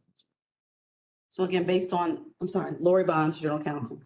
Based on, again, once we receive the comments, we are bringing them back to you all as the board. So we're going to be sharing them through the executive director so that you all will see, and we will be giving information to supplement that. So you will know what the comment is, what's currently in the policy, and whether that is something substantive. Changing something from 2 days, 3 days, that's not substantive. But obviously, if it's something similar to what Commissioner Jones is suggesting, which for signature authority, for example, again, the policy says that the executive director or the contracting officer of the agency can be able to execute documents. But the actual statute that established the DC Housing Authority specifies specifically that the Housing Authority Executive Director has to execute certain things. But that delegation of that is also given, as Ms. Allen referenced in there, in the presentation, there is delegation of authority to a contracting officer. There's one contracting officer that can be able to execute other things. Doesn't insulate the executive director, but there is the authority to be able to sign other things by, again, the contracting officer. And so we can be able to provide additional information. But the point is, I think the point is the guidance on, is that a substantive change? Right. Right. That would require us to go through a whole, if it is, then since it's something that the commissioner has identified, I think it's worth debating that and deciding that now before we go forward. And I know the petty cash one is a substantive change. So we wouldn't want to have the board approve the draft as it is now, knowing that there could be interest, and there certainly is interest, at least for one commissioner, in making those changes. We could do that now or not do it if the rest of the board doesn't agree. And then we're putting out there the best, Draft policy that the board, this board has approved. That's the whole point. We don't have time to extend this, come back and then more public comment and. But again, it's not just the board. What about the public as a whole and the council? If they Right, if that happens. we agree with yes. those changes, then we're going to have to go back out anyway. Understood, but I'm just saying now we know that we have something on the table that if the board decides is a substantive change, we can just do that now. We don't know what's coming from the public. You're absolutely right. But again, the board would decide, well, fine, thank you for your information, but we don't agree with that. And then we just keep moving forward. And this, so I would. So can I hear from some of the other board members? Dickerson, Commissioner, I move that my opinion is we deal with it now. The substantive issues of the signature and then what's the other one? Petty cash. Petty cash. And I think we ought to be able to deal with that now. That's my opinion. Is there, I mean, I see. Mr. Clay, I agree. Nodding their head, so, okay, I mean, I'm fine. Does that seem to be consensus? Is there anyone? Mr. Chairman, can I, Check Mr. Chairman, to that? Chris Murphy, can I ask a question? Do you want this to be the discussion, or will there be a subsequent discussion period once the motion is on the table? I'm not sure whether to sort of say my piece now or to wait until the motion's on the table. Right. That's a good point. Yeah. So why don't we actually put a motion on the table and then we can have the discussion? Well, I move whatever the motion I can make is. Commissioner Dickerson about dealing with these two issues, petty cash and. No, I'm sorry. Motion is for adoption of resolution 2313. Yes. And that's Commissioner Dickerson. Second? Second is for Commissioner Lee. Commissioner Lee. Okay, now discussion. All right, thank you. Commissioner, Mr. Chairman? Yes, go ahead. Okay, Chris Murphy. I'm prepared to support this as is today. It's not that I'm not somewhat persuaded by your concerns, and I share them, but I think I'm thinking of this in two different dimensions. Number one, we know the HUD report requires us to get board approved and council approved, and we got to go through the process of having a procurement policy. And I'm very sensitive to do that and do that quickly. At the same time, I think sort of the elephant in the room that we're not talking about, right, is the prior procurement problems that the agency has experienced, right, with both the prior director and the prior chair. And I think we probably need to at least say that out loud. It is not clear to me that this new procurement policy would necessarily have prevented those kinds of problems, right? Because we know that you can have the best policies in the world, and if people aren't acting in good faith or they're not following them, they're not whatever, problems can occur, and they apparently did occur previously. I think my understanding is that there is an independent report that's being looked into the past problems by a law firm. I think that the Housing Authority has engaged. And I'm eager to see that because I'm still a little bit fuzzy on how the prior improprieties occurred. But I'm looking to that report to help us sort of understand what happened and to sort of put that up against our policies and say, would our policies have, if they were the new policies, would they have prevented this, or was it something else? I'm eager to see that report and eager and curious to see if there are some recommendations. I would presume at that point that should additional weaknesses be identified, that we would then have an opportunity as a board, separate and apart from this process, which I respect needs to happen sooner rather than later, that we would have an opportunity to revisit it and potentially add additional measures that would strengthen our policies to tighten up our systems and decrease the chances that those kind of improprieties could occur again. So I want to acknowledge that elephant in the room. I think we as a board do a disservice if we don't at least sort of say that's out there. And I guess maybe one question maybe for Director Donald is there any update on that report? Am I right that there is this independent firm doing this report? Do we have any sense of when that will come? Or is that the interpretive? I'm sorry. That was just a question is sort of is when do we think that, is it true that this report is coming? Will it have findings and recommendations? And then is there some sense of when that will be coming forward? So I'm not sure which report you're talking about. We do have an investigation that's going on a specific procurement it wasn't a procurement activity that also involved our former board. So that is almost done, is my understanding. I do want to say for the record, that was pointed out in the HUD report, people get it confused and think that the problems were procurement problems. They were purchasing problems that were outside of our procurement process. Right. So but it's small p procurement. I mean, I'm not saying the process, but because we have our procurement operations, and as we've said, we have been operating in accordance with local and federal procurement rules and requirements, and for procurements that go through a process, when you have instances where someone is directing purchases outside of that process, you're right, this procurement policy won't address that, and then we do need to have that discussion about safeguards to ensure. And I think we're saying I the just want same to make thing. sure. No, I think that's fair, but I think we're saying the same thing, right? And they look at, oh my God, we have this procurement team, and why are we doing? We've been. Right, Yes. but I think we're saying the same thing. If we can have the most perfect procurement policy in the world, but if people aren't following it, and if we have a system that somehow allows that, we need to understand as a board, how did that happen? Whether it was the system, which it sounds like it wasn't, but it was the system at writ large allowed it to happen, and we don't want So I that. think this is, a longer and separate discussion. Can we focus on the three issues that Commissioner Jones has put on the table? Yes, and I was only saying that in the sense that I'm prepared to go forward with this policy as is today, because I acknowledge that there's this other process out there. That's all. Commissioner Burbridge, quickly. Yes, Commissioner Burbridge, the key words we keep using is transparency. All right, we have residents are looking and want to know what happened. And the questions I feel that Commissioner Jones has asked, they could have easily been answered. They are direct, because when you say to the agency and to the residents, oh, HUD says you got to do this, so for now I'm going to excuse you, then we are imitating just what happened prior to this new star board being reformed. So if there is transparency, let it happen now. And then we'll talk about accountability, but I'm quite sure some of the residents and the public, like myself, want to know, what is her concern? Okay.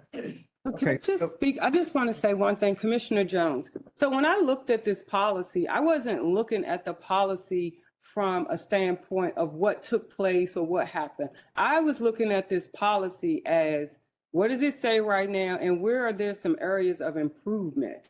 So that's what my comments are based upon. If we're taking a look at the policy, then to me, let's take a look at it.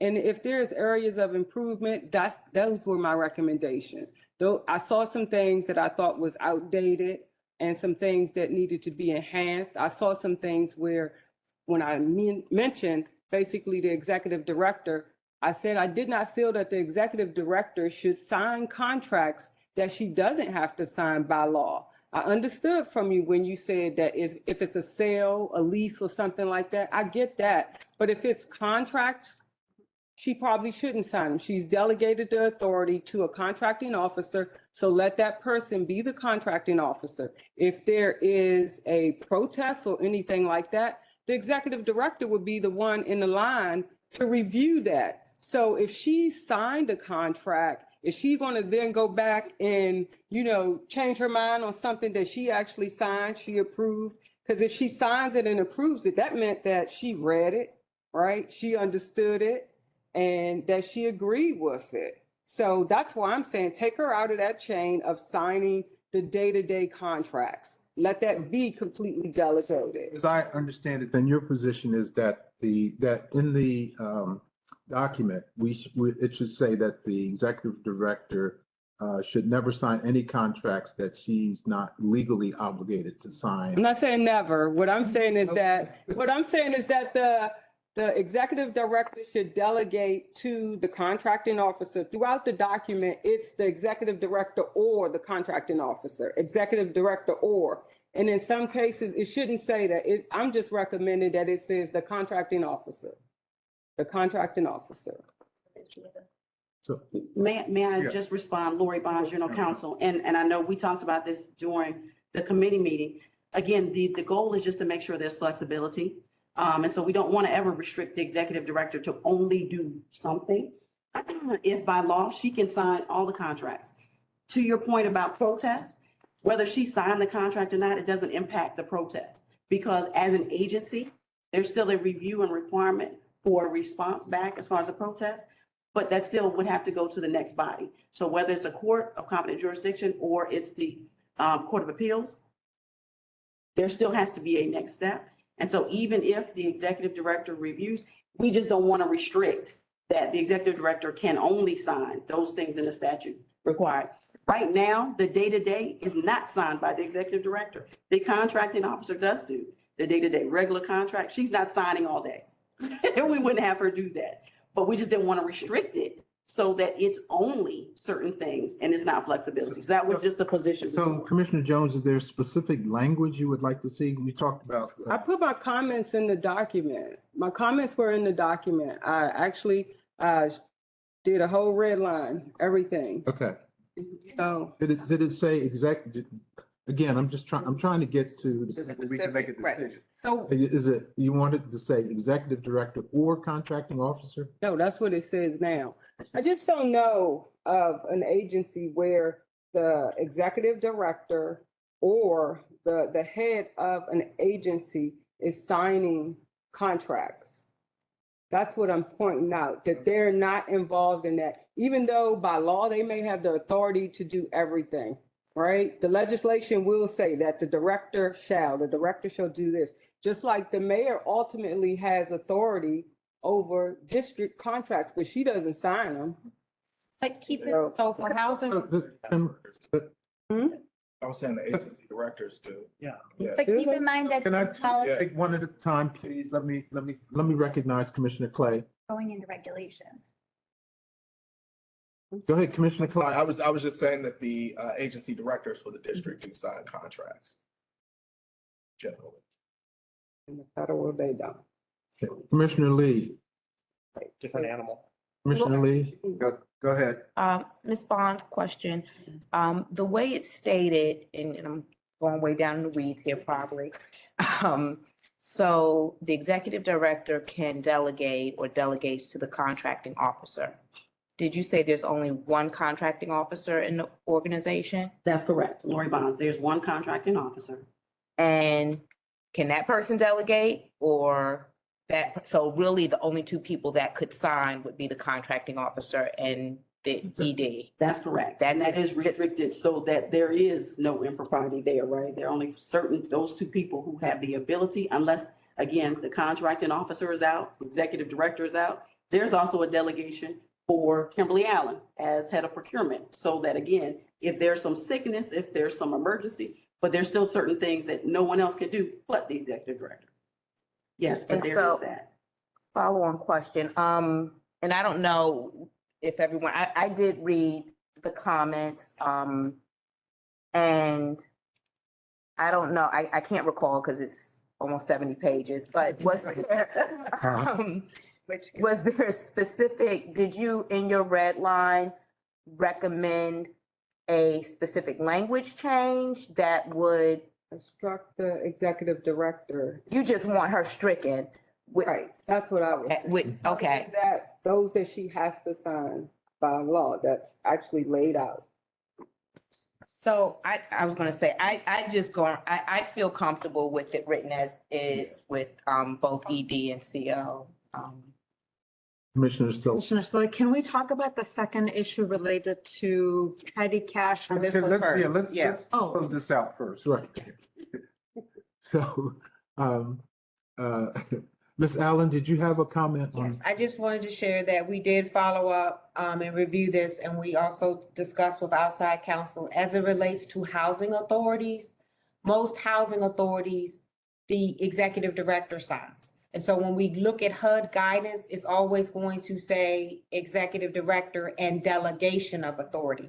And so as it relates to DCHA and how we're set up, that's how we got to executive director or contracting officer, but just beneath there, under section 7203, we get into 4 where it talks about the delegation of authority, and the delegation of authority letter that gives the contracting officer her authority to sign spells out which instances she signs. And but again, that's not in the policy, it's in the letter of delegation itself. And so when we look at standard operating procedure versus policy, there's different levels of the content that's within the documents. Okay, so I'm not totally versed in Robert's Rules of Order. I know there's a motion on the table, but I'd like to dispense with this issue about the signing of the contracts. And, you know, I agree with Commissioner Lee. I think the executive director needs that flexibility, and we can keep it as is proposed. And so I don't know if we need a motion to. But it's one resolution, just Commissioner Harris, right? It would be an amendment if the commissioner wanted to put forth as an amendment, and then the board would vote, or you both could decide there was enough discussion and you. Okay, leave it as is. Okay, so I mean, I see heads nodding. So I assume Commissioner Dickerson, you're okay? Okay, so let's go to the next one, which was the use of petty cash. Yes, So, I wanted to learn more about the issue. okay. Petty cash, nobody keeps petty cash anymore. In agencies, contracting, I mean, we use the procurement card. And I was told that they had a procurement card. Yeah. So I'm gonna speak, Commissioner Lee.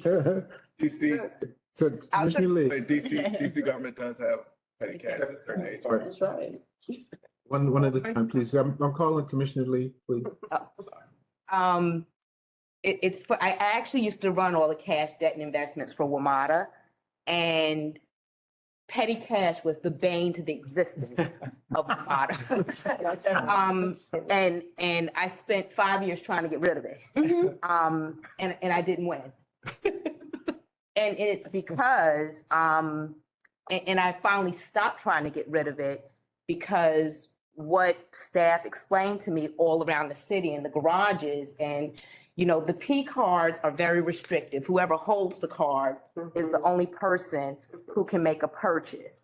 And so the petty cash, actually, when you're having an emergency, a snow emergency or whatever type of emergency that's relative or related to that particular agency, you suddenly need more flexibility than your P card provides to you, because you need all hands on deck, and that one person with that card can't be everywhere. And so the petty cash actually allows for the ability to address the emergency. And so the petty cash itself is not the issue, it's the management of the petty cash, which needs to be handled. That's what I wrote in my comments, just the internal controls. They told me their petty cash is $100. So I didn't see how that would be too useful in emergency situations.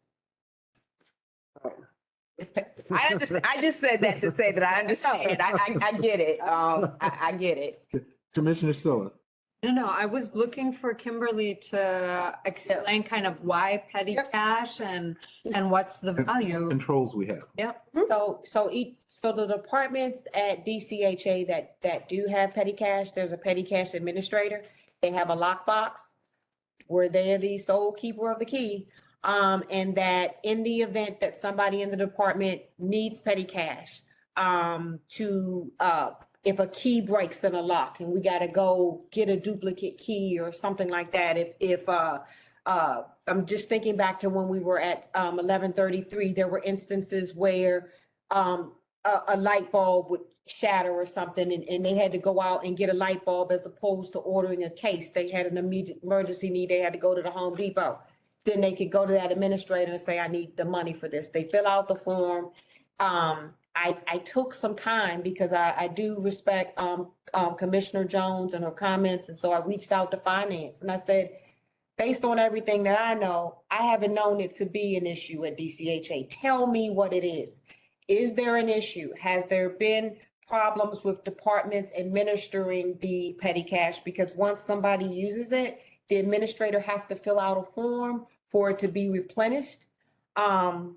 And so in speaking with our director of finance, I found out that there hasn't been an issue, that departments do follow the process as far as oversight of those funds. Again, this is something that the details of the administration and the process for it fall under the SOP versus the overall contracting and procurement policy.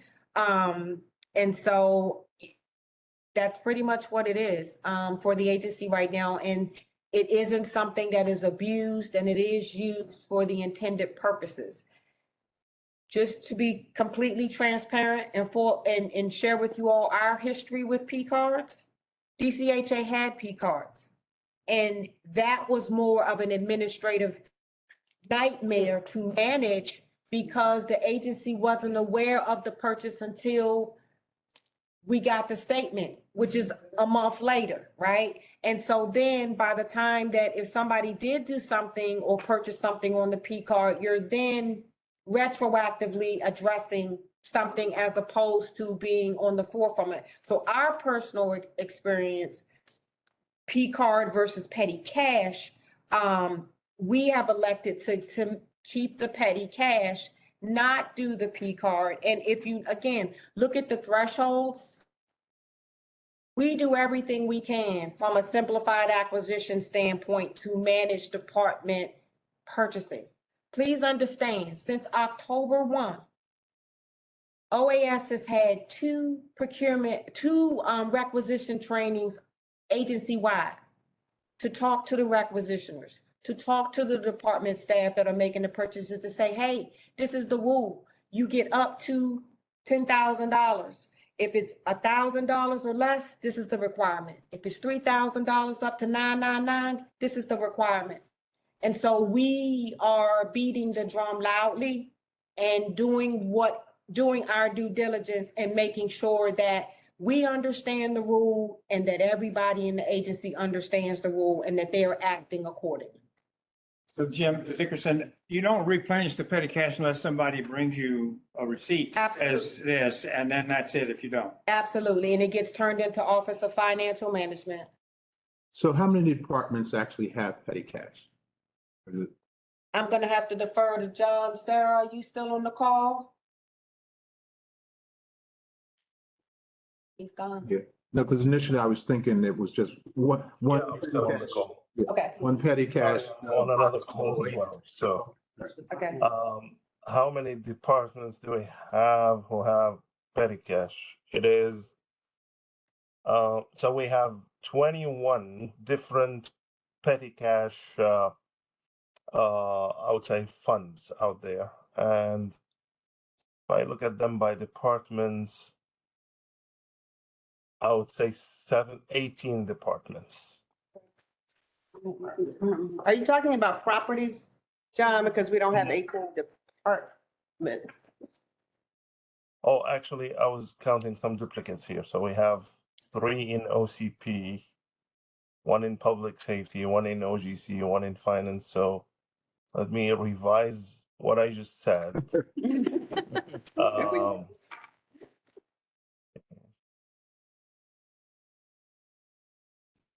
So Office of Capital Programs, Property Management, Public Safety, and So that is as far as I could count. If I'm the finance guy and I can't count right, then that's a problem. But as far as I can count, that's 13 departments. Okay, so again, Commissioner Jones, let me again understand your concern.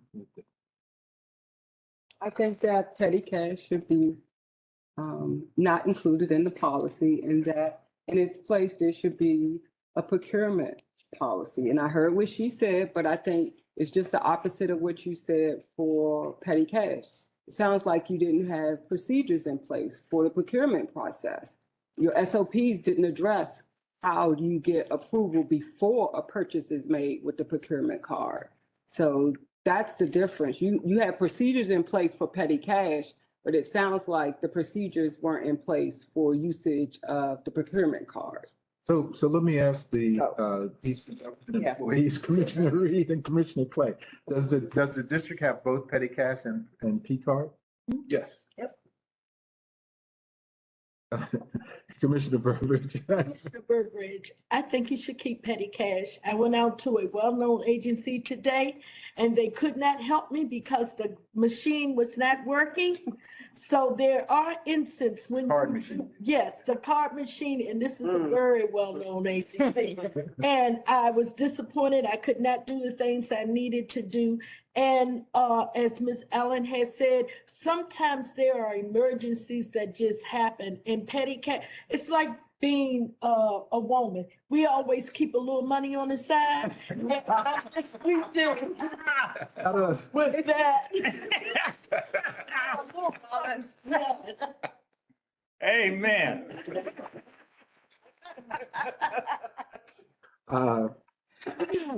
Okay, so what is the consensus? I mean, I think it seems like I'm hearing that most people would prefer to keep the petty cash. So the question is, do we want to add P card also? Commissioner Sullivan. Commissioner Sullivan. Yeah, I wasn't so sure that the issue related to P cards was actually about whether there were policies in place to obtain some kind of paperwork or approval, but the fact that you can't see if someone wasn't following the process until a month later when the statement comes in. And so I prefer to defer to the experience of the agency on this issue. And please correct me if I'm understanding that wrong. But yeah, just wanted to put that out there. Okay. Lori Bonds, you were understanding correctly. Okay. Okay. So I agree. It's a small amount of money. And a lot of petty cash in other places are a little bit more than $100 per department in my experience and current experience. So I think it's worth the current success that it has been providing for the agency with no real flaws. So just keep. Anyone else? Okay, so I'm going to ask us to move forward, and we have a motion on the table to vote on the resolution as is, and I'm going to ask for a vote on that resolution. Thank you. Alethea McNair speaking. Commissioner Dickerson? Yes. Thank you. Commissioner Lee? yes. Thank you. Commissioner Harris? Yes. Thank you. Commissioner Blackson? Yes. Thank you. Commissioner Murphy? Yes. Thank you. Commissioner Jones? No. Thank you. Commissioner Silla? Yes. Thank you. Commissioner Reed? Yes. Thank you. Chairman Skinner? Yes. Thank you. You have 8 yes, 1 no. The resolution is approved. Okay, thank you. So we have one more resolution. I think this should go pretty quickly. Resolution 2314, and this is to authorize the executive director to accept a HUD Choice Neighborhoods Planning Grant of $500,000 for the greater Deanwood neighborhood, Lincoln Heights and Richardson dwelling. Yes, thank you. And I think I talked about this at the last meeting. This is a very positive thing. We had a kickoff meeting with HUD this week. We're one of 9 entities in this cohort to receive the Choice Planning Grant. There was extensive outreach to the residents and putting the grant together. Even more importantly, going forward, HUD has, emphasized that this is the neighborhood community resident driven. And they have specified the committee that will be working on this, the composition, which includes a number of residents and other neighborhood stakeholders. And we have already drafted the outreach to the community to gather that participation. If we're successful with this grant, then we're eligible for up to $50 million in actual development money after the planning grant is submitted. So we're hoping that this is the first of a two-step process and that we would get a huge infusion of money for our Lincoln Heights neighborhood. So we encourage the board to support this acceptance of the money. So can I get a motion for approval of resolution 23-14? Motion. Commissioner Lee. Commissioner Harris, motion. Motion to approve, yes. Second. Commissioner Lee, Commissioner second. Lee, seconds. Can we have a vote, please? Thank you. Alethea McNair speaking. Commissioner Reed? Yes. Thank you. Commissioner Lee? Yes. Thank you. Commissioner Harris? Yes. Thank you. Commissioner Dickerson? Yes. Thank you. Commissioner Silla? Yes. Thank you. Commissioner Blackson? Yes. Thank you. Commissioner Murphy? Yes. Thank you. Commissioner Jones? Yes. Thank you. And Chairman Skinner? Yes. Thank you. You have 9 yes, the resolution is approved. Thank you. Thank you. So the next agenda item is our public comment period, and we'll start with residents and housing choice voucher holders who each get 5 minutes, and other non-residents will have 3 minutes. And I'm going to ask Ms. McNair to call the names. Certainly. First on our list is Kenneth Council. Mr. Council, are you there?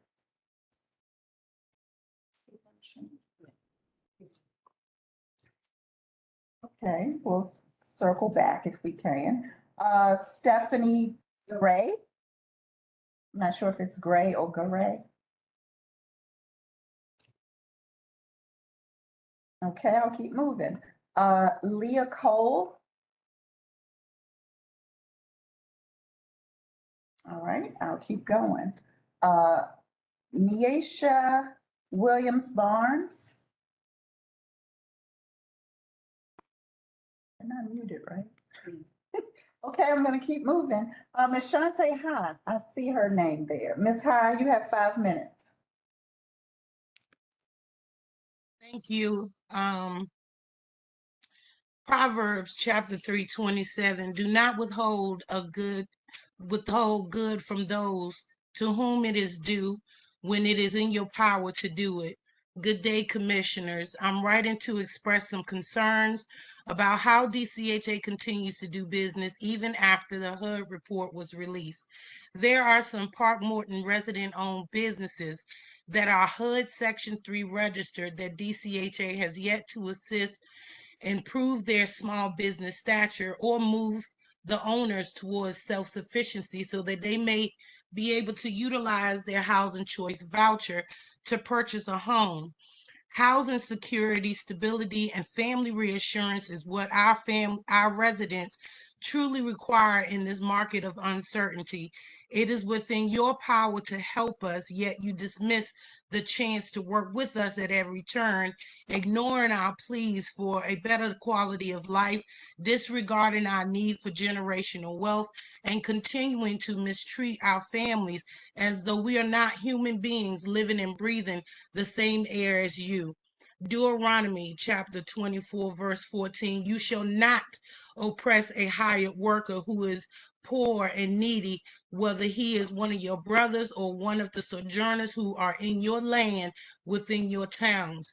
Ms. Contessa Allen Starks is the owner of Keys to the World Travel Agency, and the executive director has been to Paris at least 6 times thus far, yet she has not attempted to amplify the business of a mother who is desperately trying to have more for her family.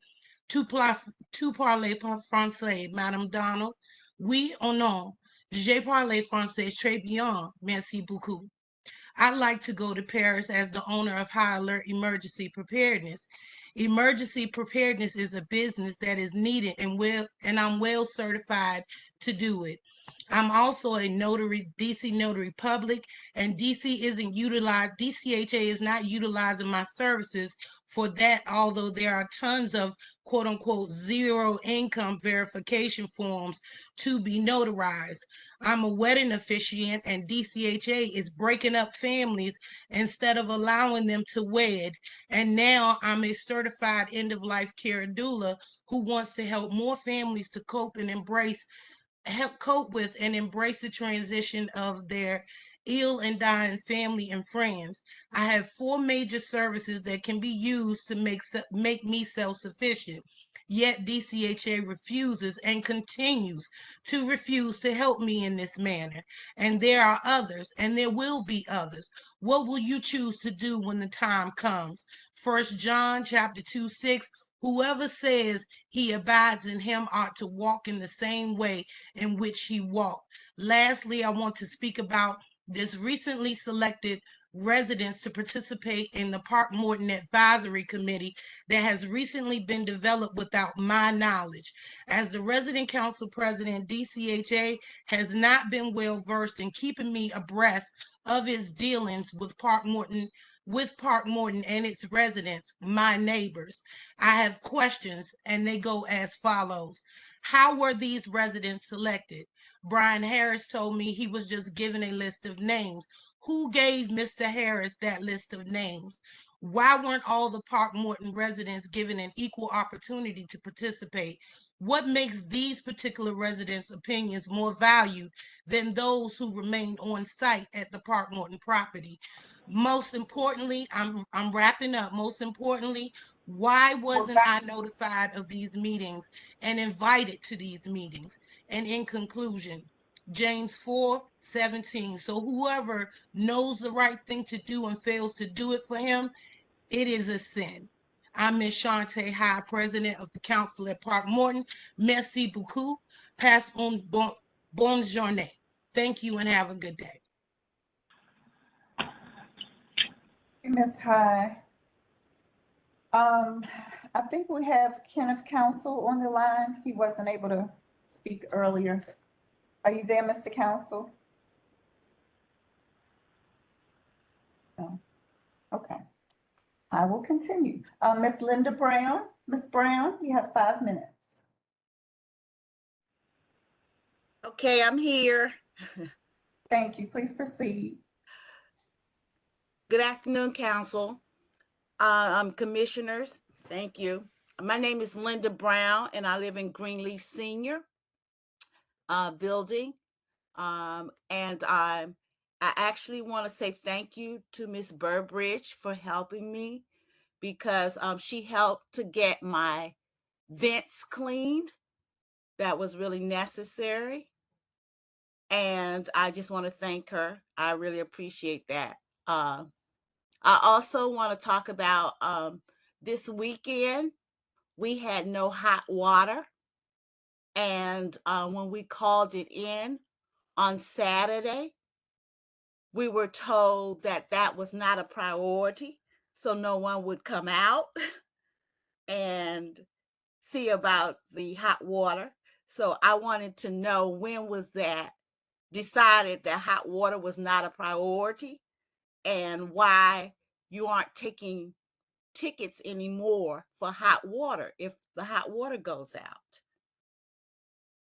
Thanks, Ms. Brown. Ms. E, I see that you're on. Would you respond to that one, please? I think that's an important one to respond to, make sure that's correct. Yes, ma'am. I do apologize. I'll have to look at the tickets from this past weekend. I was not notified that Greenleaf had the hot water was out.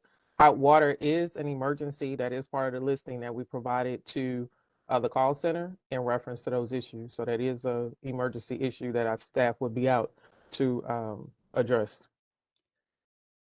We'll check with Miss Dunlap because we called Miss Dunlap as well. And as I said, there was no hot water until Monday. So I don't know what the process is, but I know what didn't happen. Thanks, Ms. Brown. We've indicated that is considered an emergency, and so our staff was wrong on that, and we will check into that. Thank you. Thank you.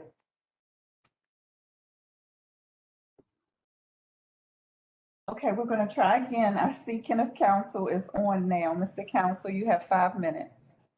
Thank you. Good day, everyone. My name is Kenneth Council. DCHA Board of Commissioners, I would like to address you today. I've sat where you're sitting right now. Sometimes it has been continuous, and sometimes it's been bitter, and sometimes it's been sweet. But every time it was about the residents. So I'm asking you today, why are you here? The reason why I'm asking you that is because at the last board meeting, you all passed 10 resolutions. There were some questions that were very good questions around those resolutions, but also heard those answers, and they were not factual. But you voted yes to all of them.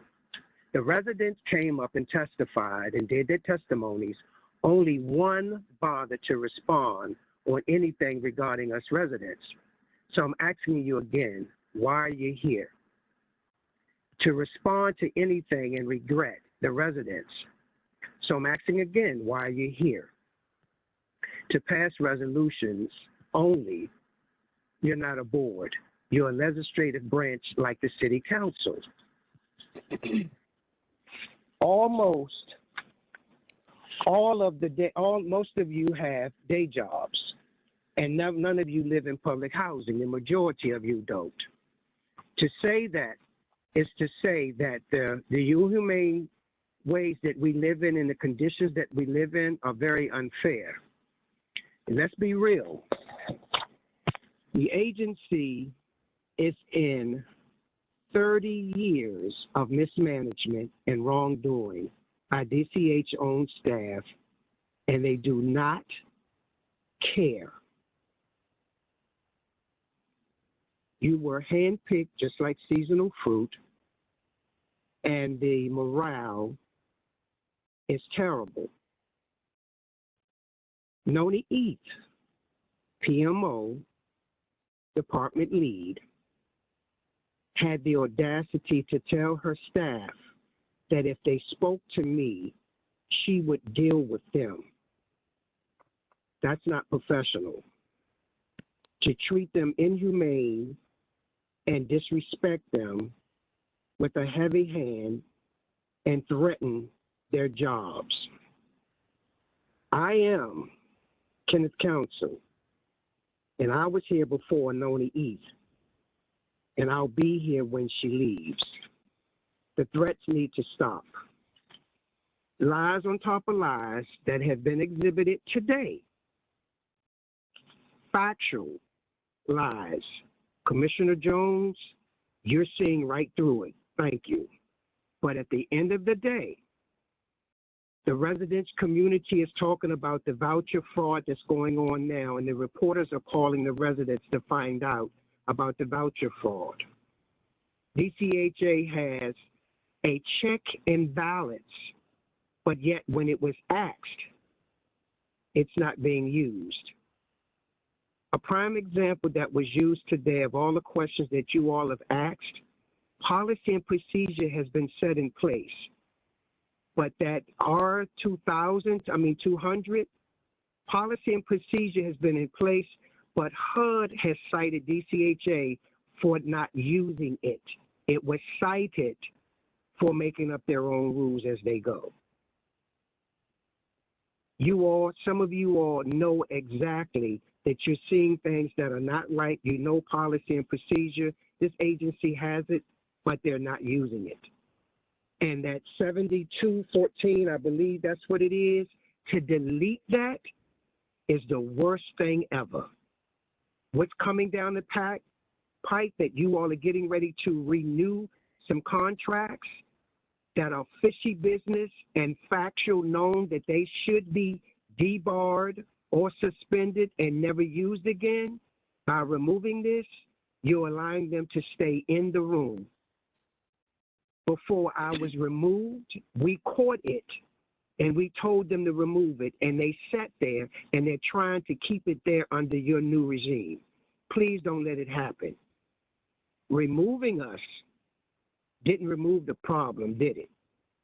2 years from now, we're going to be in the same mess, in the same place.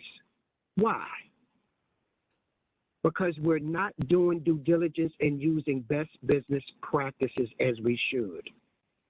I may be gone out of the room, but I'm not gone out of the city.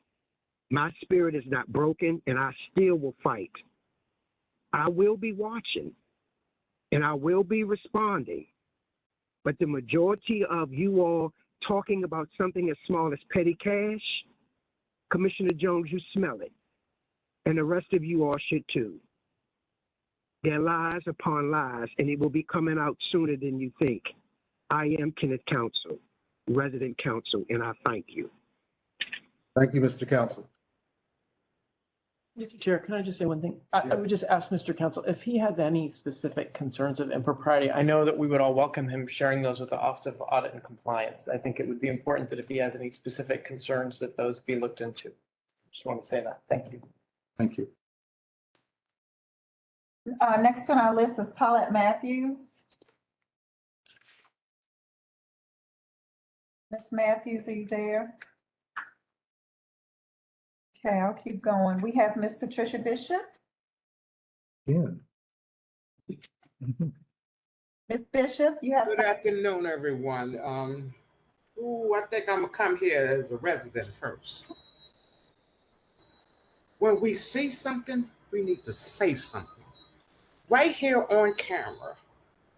I don't like the idea of notes being passed, whispering going on. That's so disrespectful.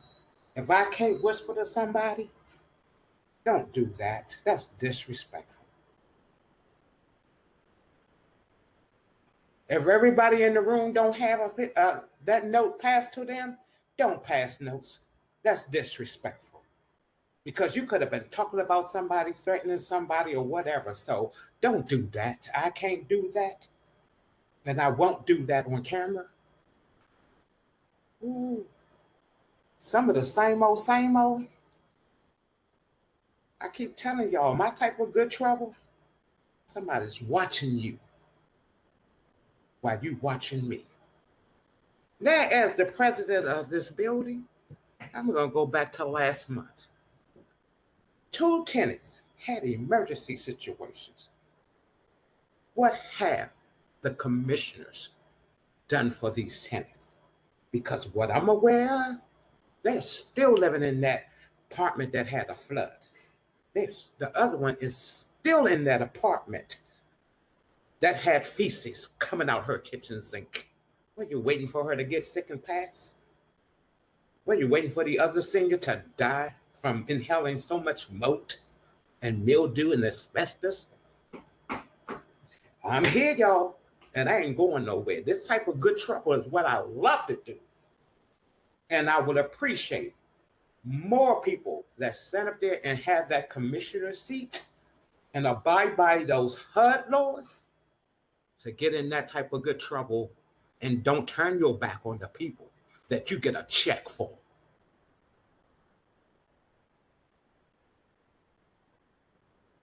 I'm going to continue to be here. God said, don't hit this table today, Moses' daughter. Don't hit this table today. But let them hear you. And some of these same managers that don't know what consists of an emergency, remove them.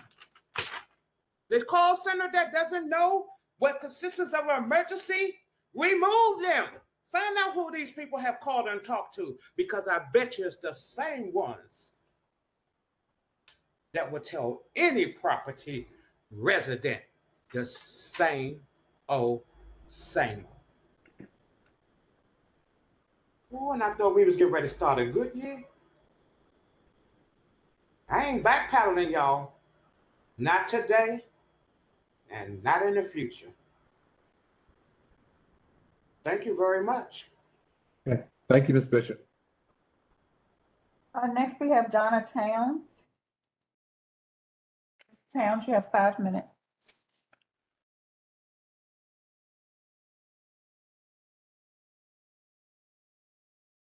Hello? Yes, ma'am. Hello? Yes, we can hear you. Hello? My name is Donna Towns, and I've been a Park Morton resident since 2009. And I'm here to speak about all the discrepancies, all the inactions, all the wrongs in which Park Morton management has placed upon me that I will forever, in my mind, live with. Okay, I'd like to begin. I was transferred to Park Morton from Sussex Garden in 2009 because of a refrigerator that caught on fire. I have been on the list for a refrigerator for a long time, but I got out of there because it caught on fire. It's on the news and all of that. Next, I'm here at Park Morton.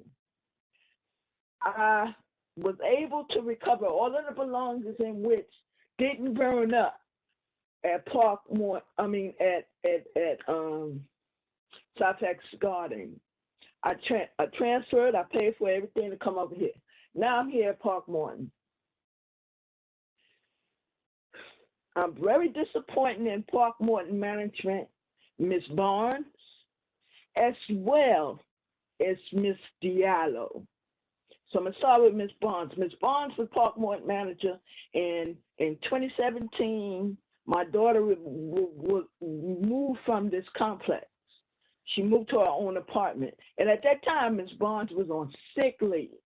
And I went to the management office to try to present my daughter's new lease to the interim managers. The interim managers would not accept the lease. So I had to wait patiently for Ms. Barnes to return. Ms. Barnes returned in March 2018. Ms. Barnes and I had a meeting. My daughter was removed from the lease on March 1st, 2018. I received the notification of rent change for current recertification, and my new gross rent was 0 and my net rent was 0. And the new rent effective was 0, effective 4/1/2018. During the whole conversation, and also on the interim change report on the same day of March 2018, my daughter's out date was 5/1/2017. So during this conversation, Ms. Barnes said she was going to remove my daughter from the lease, and which she did, and also backdate the rent. The rent was never backdated. I never had any knowledge of it not being done. Okay, now moving to that, Ms. Barnes' action could be corrected, but Ms. Diallo's action could never be corrected because Ms. Diallo was a manager who did not stick to or took a pledge. She took a pledge, and Section 6B 1800 to be loyal in what you do. And it's a whole section of it, but Section 6B 1800, she didn't apply it. She's the worst manager out in this property. And I say that to say that too. So in September 2018, my apartment had a flood. I lived in this flood until May 30th, 2019. May 31st, I signed a new lease. And our agreement was she's going to transfer my property upstairs to a new apartment, to another apartment, so that work can be the apartment could be repaired of damages and floods and mold and all of this. On May 31st, my property was disposed of. And this is the conversion claim. She took my property, okay? She took the rights from me to own my property. She intentionally interfered with my property. She deprived me of my property, and she caused damages. The damages was she was supposed to have her staff to move my property upstairs to apartment 33. Instead, she called the police talking about I'm going to commit suicide, which is not correct. And if that was the case, I wouldn't be here today. But then her mode of transfer for the mandatory transfer law. That's 16, 6401, mandatory transmission by DCHA. DCH household, DCH would move the household with its own resources. I was illegally evicted. I have nothing. And read today, my resident ledger, I haven't been charged rent since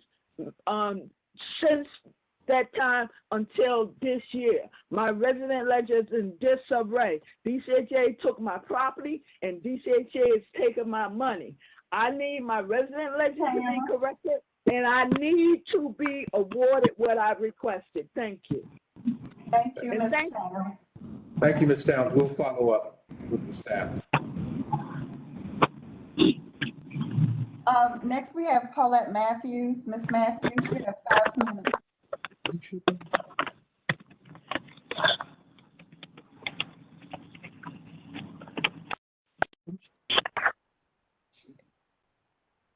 Ms. Matthews?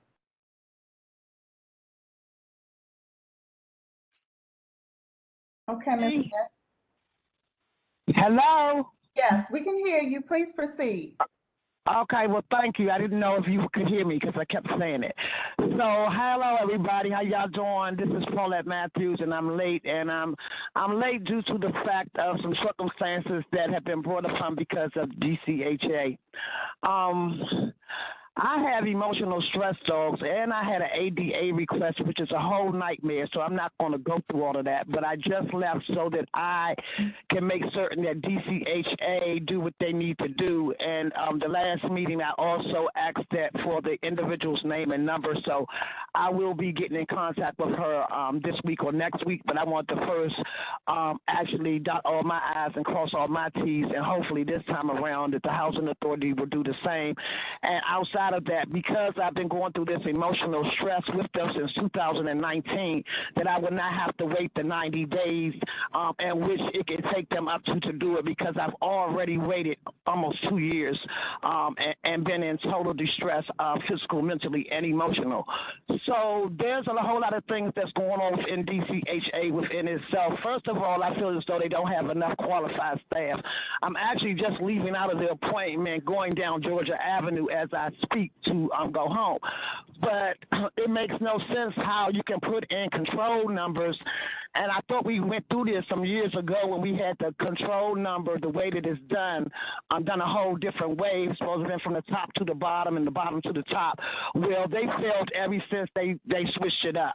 I also think that the DCHA really don't have enough qualified and staff to be able to perform the jobs at hand for all the property in which they have. If you don't know, I am a former resident of Berry Farms, and I don't know if it's all by design or what, but that's how I feel about right now, is that a lot of these things go neglected so that you can go and do what y'all are doing here in the District of Columbia when it and nationwide when it comes to public housing.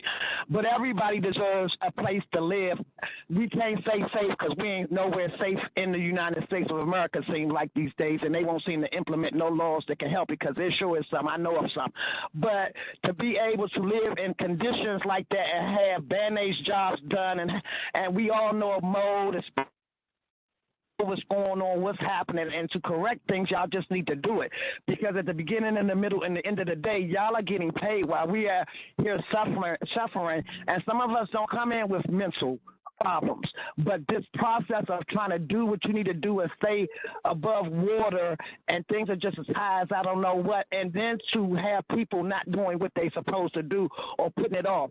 I have a problem with my back and my legs also, and I'm not supposed to be moving a lot of stuff around, but sometimes I have to, and especially when DCHA have to come in and correct a problem that they should have fixed before they moved you in. Sometimes I wonder about the inspectors, but then you got to move the stuff and then be told they're coming on a certain day and then they're not there. And I'm hurting 2 days later about something. I'm going through a whole lot of ordeals right now with them, but I don't have enough time.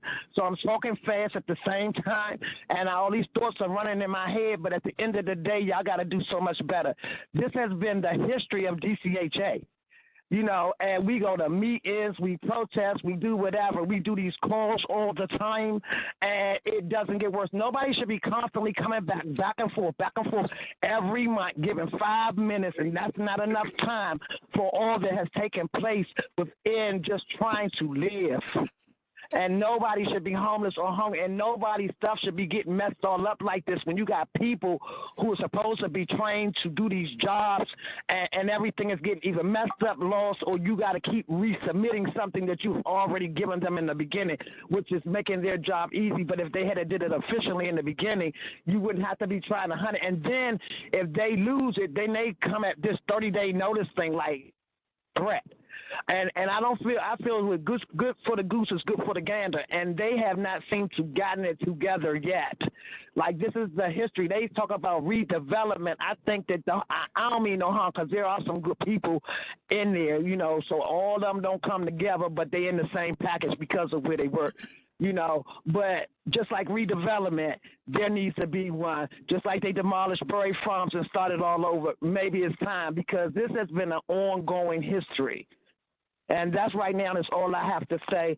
And the ADA person, I will be getting in contact with you shortly. And I appreciate y'all listening to me and the opportunity to be able to speak, but not be able to say everything I need to. Oh, no. There needs to be a meeting with DCHA and residents. And when you are unable to answer the question, that individual who's not present needs to be a phone call away. And that applies also in these meetings. And I'm done. Thank you, Ms. Matthews. We're moving on now to our non-residents. First, we have William Jordan. Mr. Jordan, you have 3 minutes.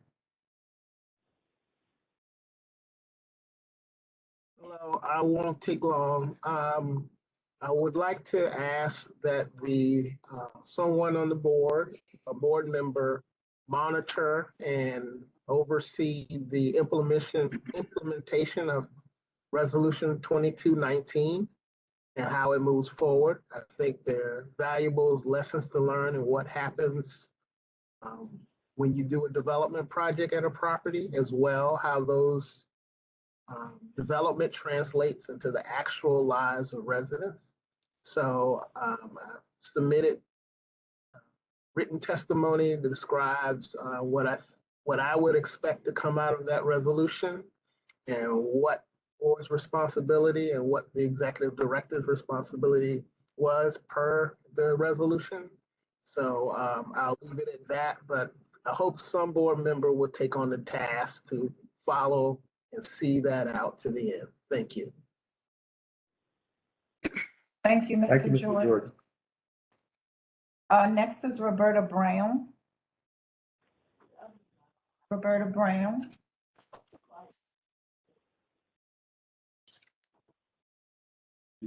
I see her name. Yeah.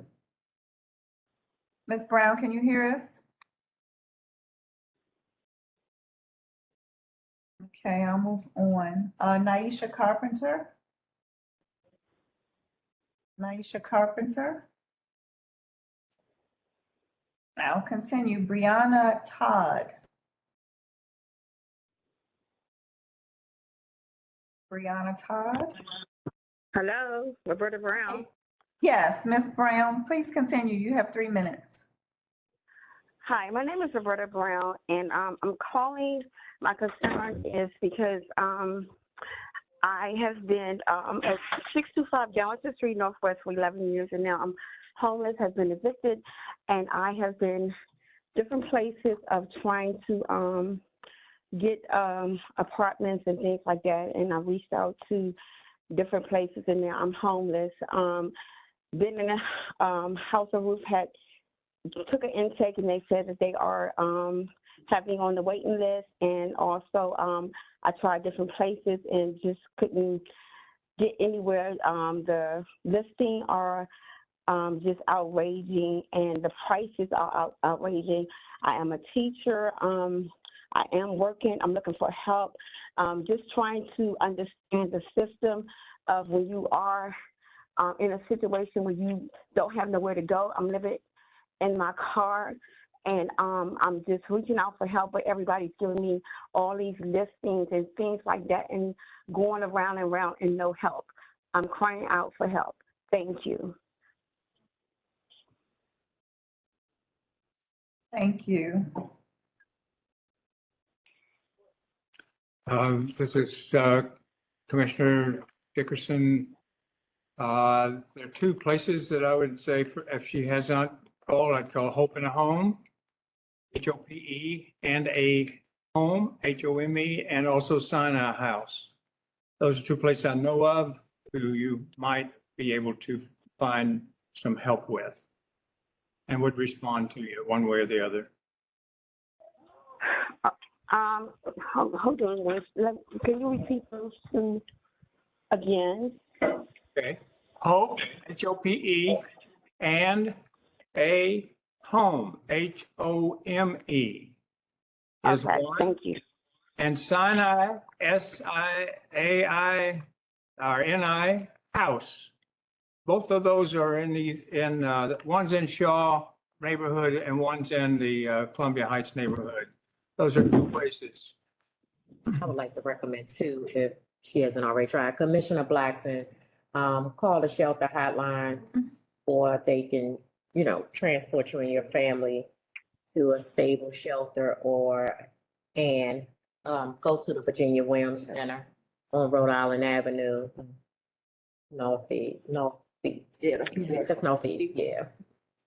Yes, it's just me, so it's not, I'm 56 years old, so it's just me, no family. I have been to Virginia Williams already. I already been to the hotlines, all those other things.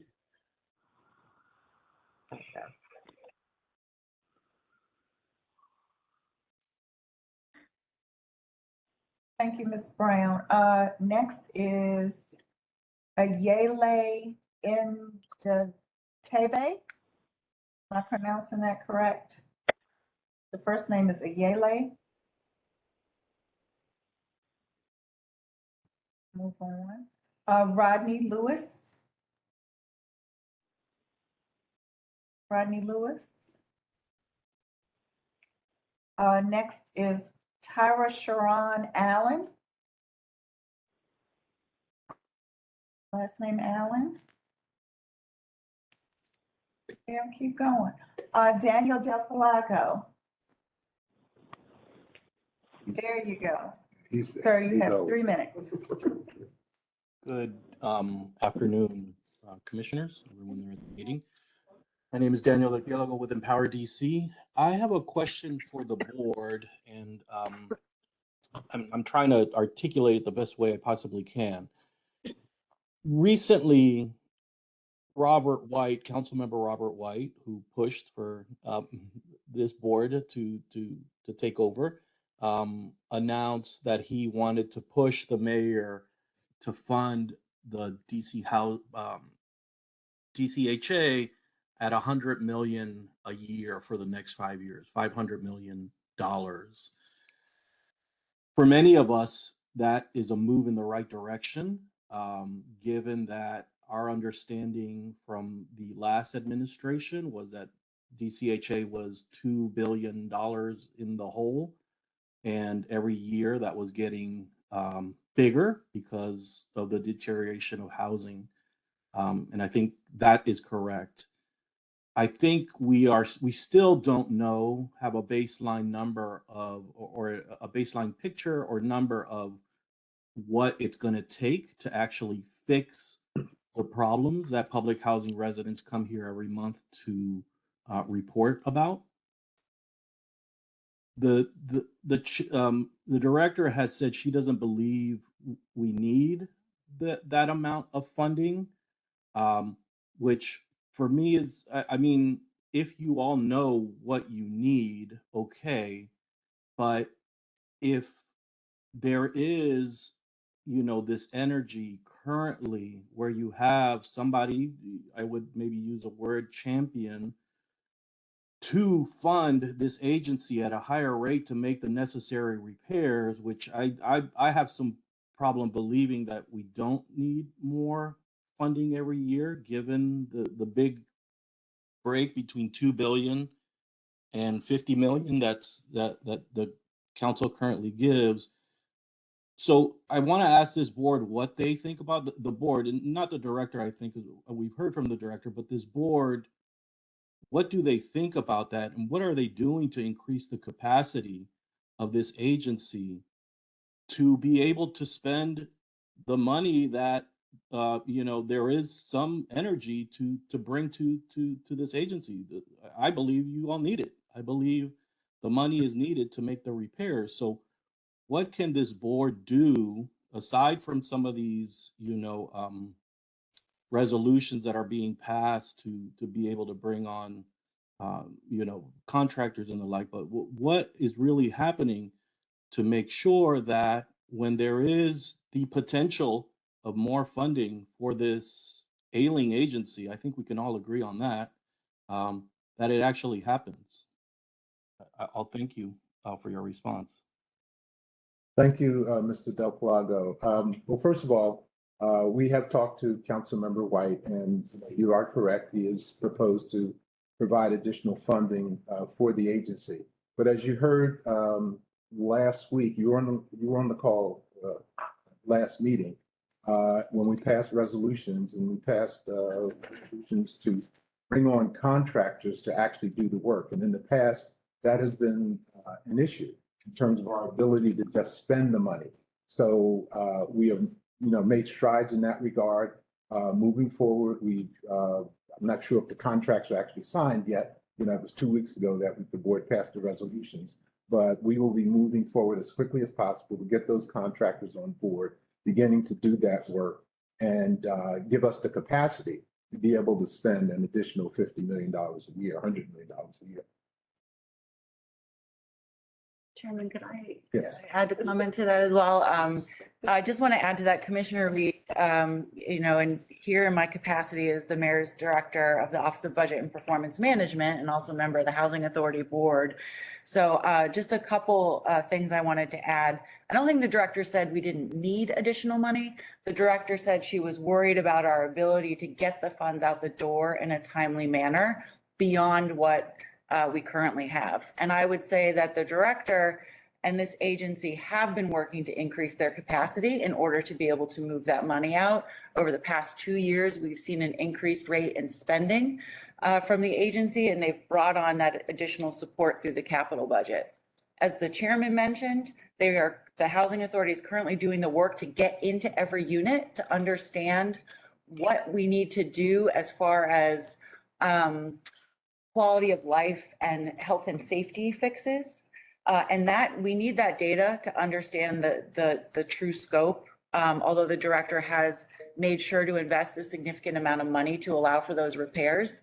We also work closely with our partners at the Chief Financial Officer's office to put in a detailed facility condition assessment of every building to understand the small capital needs. I think that what this board needs to discuss with the director is what is the long-term plan for the properties, because you can go 2 ways. You can go modernization, or you can go complete tear down and rebuild. And we don't yet know what that looks like. And that is an extremely important question that this board has to discuss before we begin just pumping money in. Because if we do that without a plan, I don't think that we're going to execute in the right way. And I look forward to the director's thoughts on that, especially given her focus on making sure that we can get people back into vacant public housing units. So it's a complicated question that you ask. It's going to take some time, but we also need to have some dialogue as a board and as a city about what the future of the housing authority properties look like before we just start putting money in. That's my opinion. I can appreciate that because I realize it's not easy. I hope I'm not coming off sounding like you have some easy task.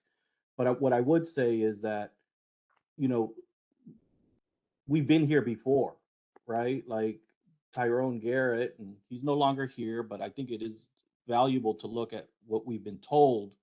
You know, we've been told we needed this money. We've been told we needed more money.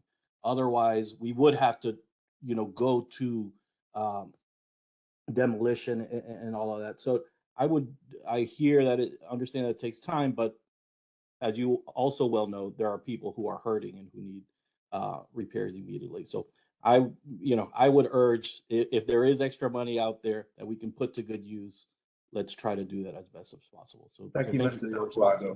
We appreciate your comments as usual. Thank you. Next on the list is Mika Sanders.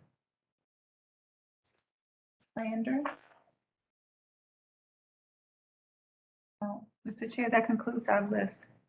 I have is Roberta Brown still on the line? I can't see.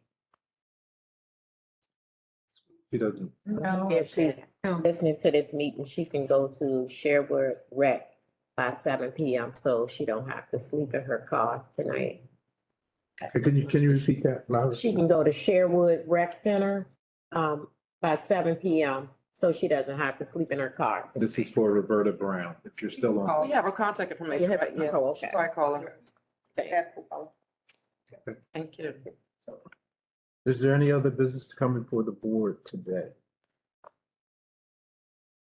If not, the next meeting of the Board of Commissioners will be held on Wednesday, March the 8th, 2023 at 1 p.m. via WebEx. Information regarding viewing and participating in the meeting will be on our website at dchousing.org. Yes. I want to ask a question. I'm sorry. Commissioner Commissioner Burbridge, this next meeting, because we were told that the residents would testify first. Yes. And it didn't happen, so will it happen? And, because I think that's why we lost a lot of people. Okay, yeah, so we can, we did say that we Just would be apologize to them. to that direction. Yes, So we will anticipate being able to do that. Good, anticipated. Thank you. Okay. All right, so the chair will entertain a motion to adjourn the meeting. Motion by Commissioner Lee. Is there a second? Second. Commissioner Reed. The meeting is adjourned. The meeting is adjourned. Thank you. Thank you.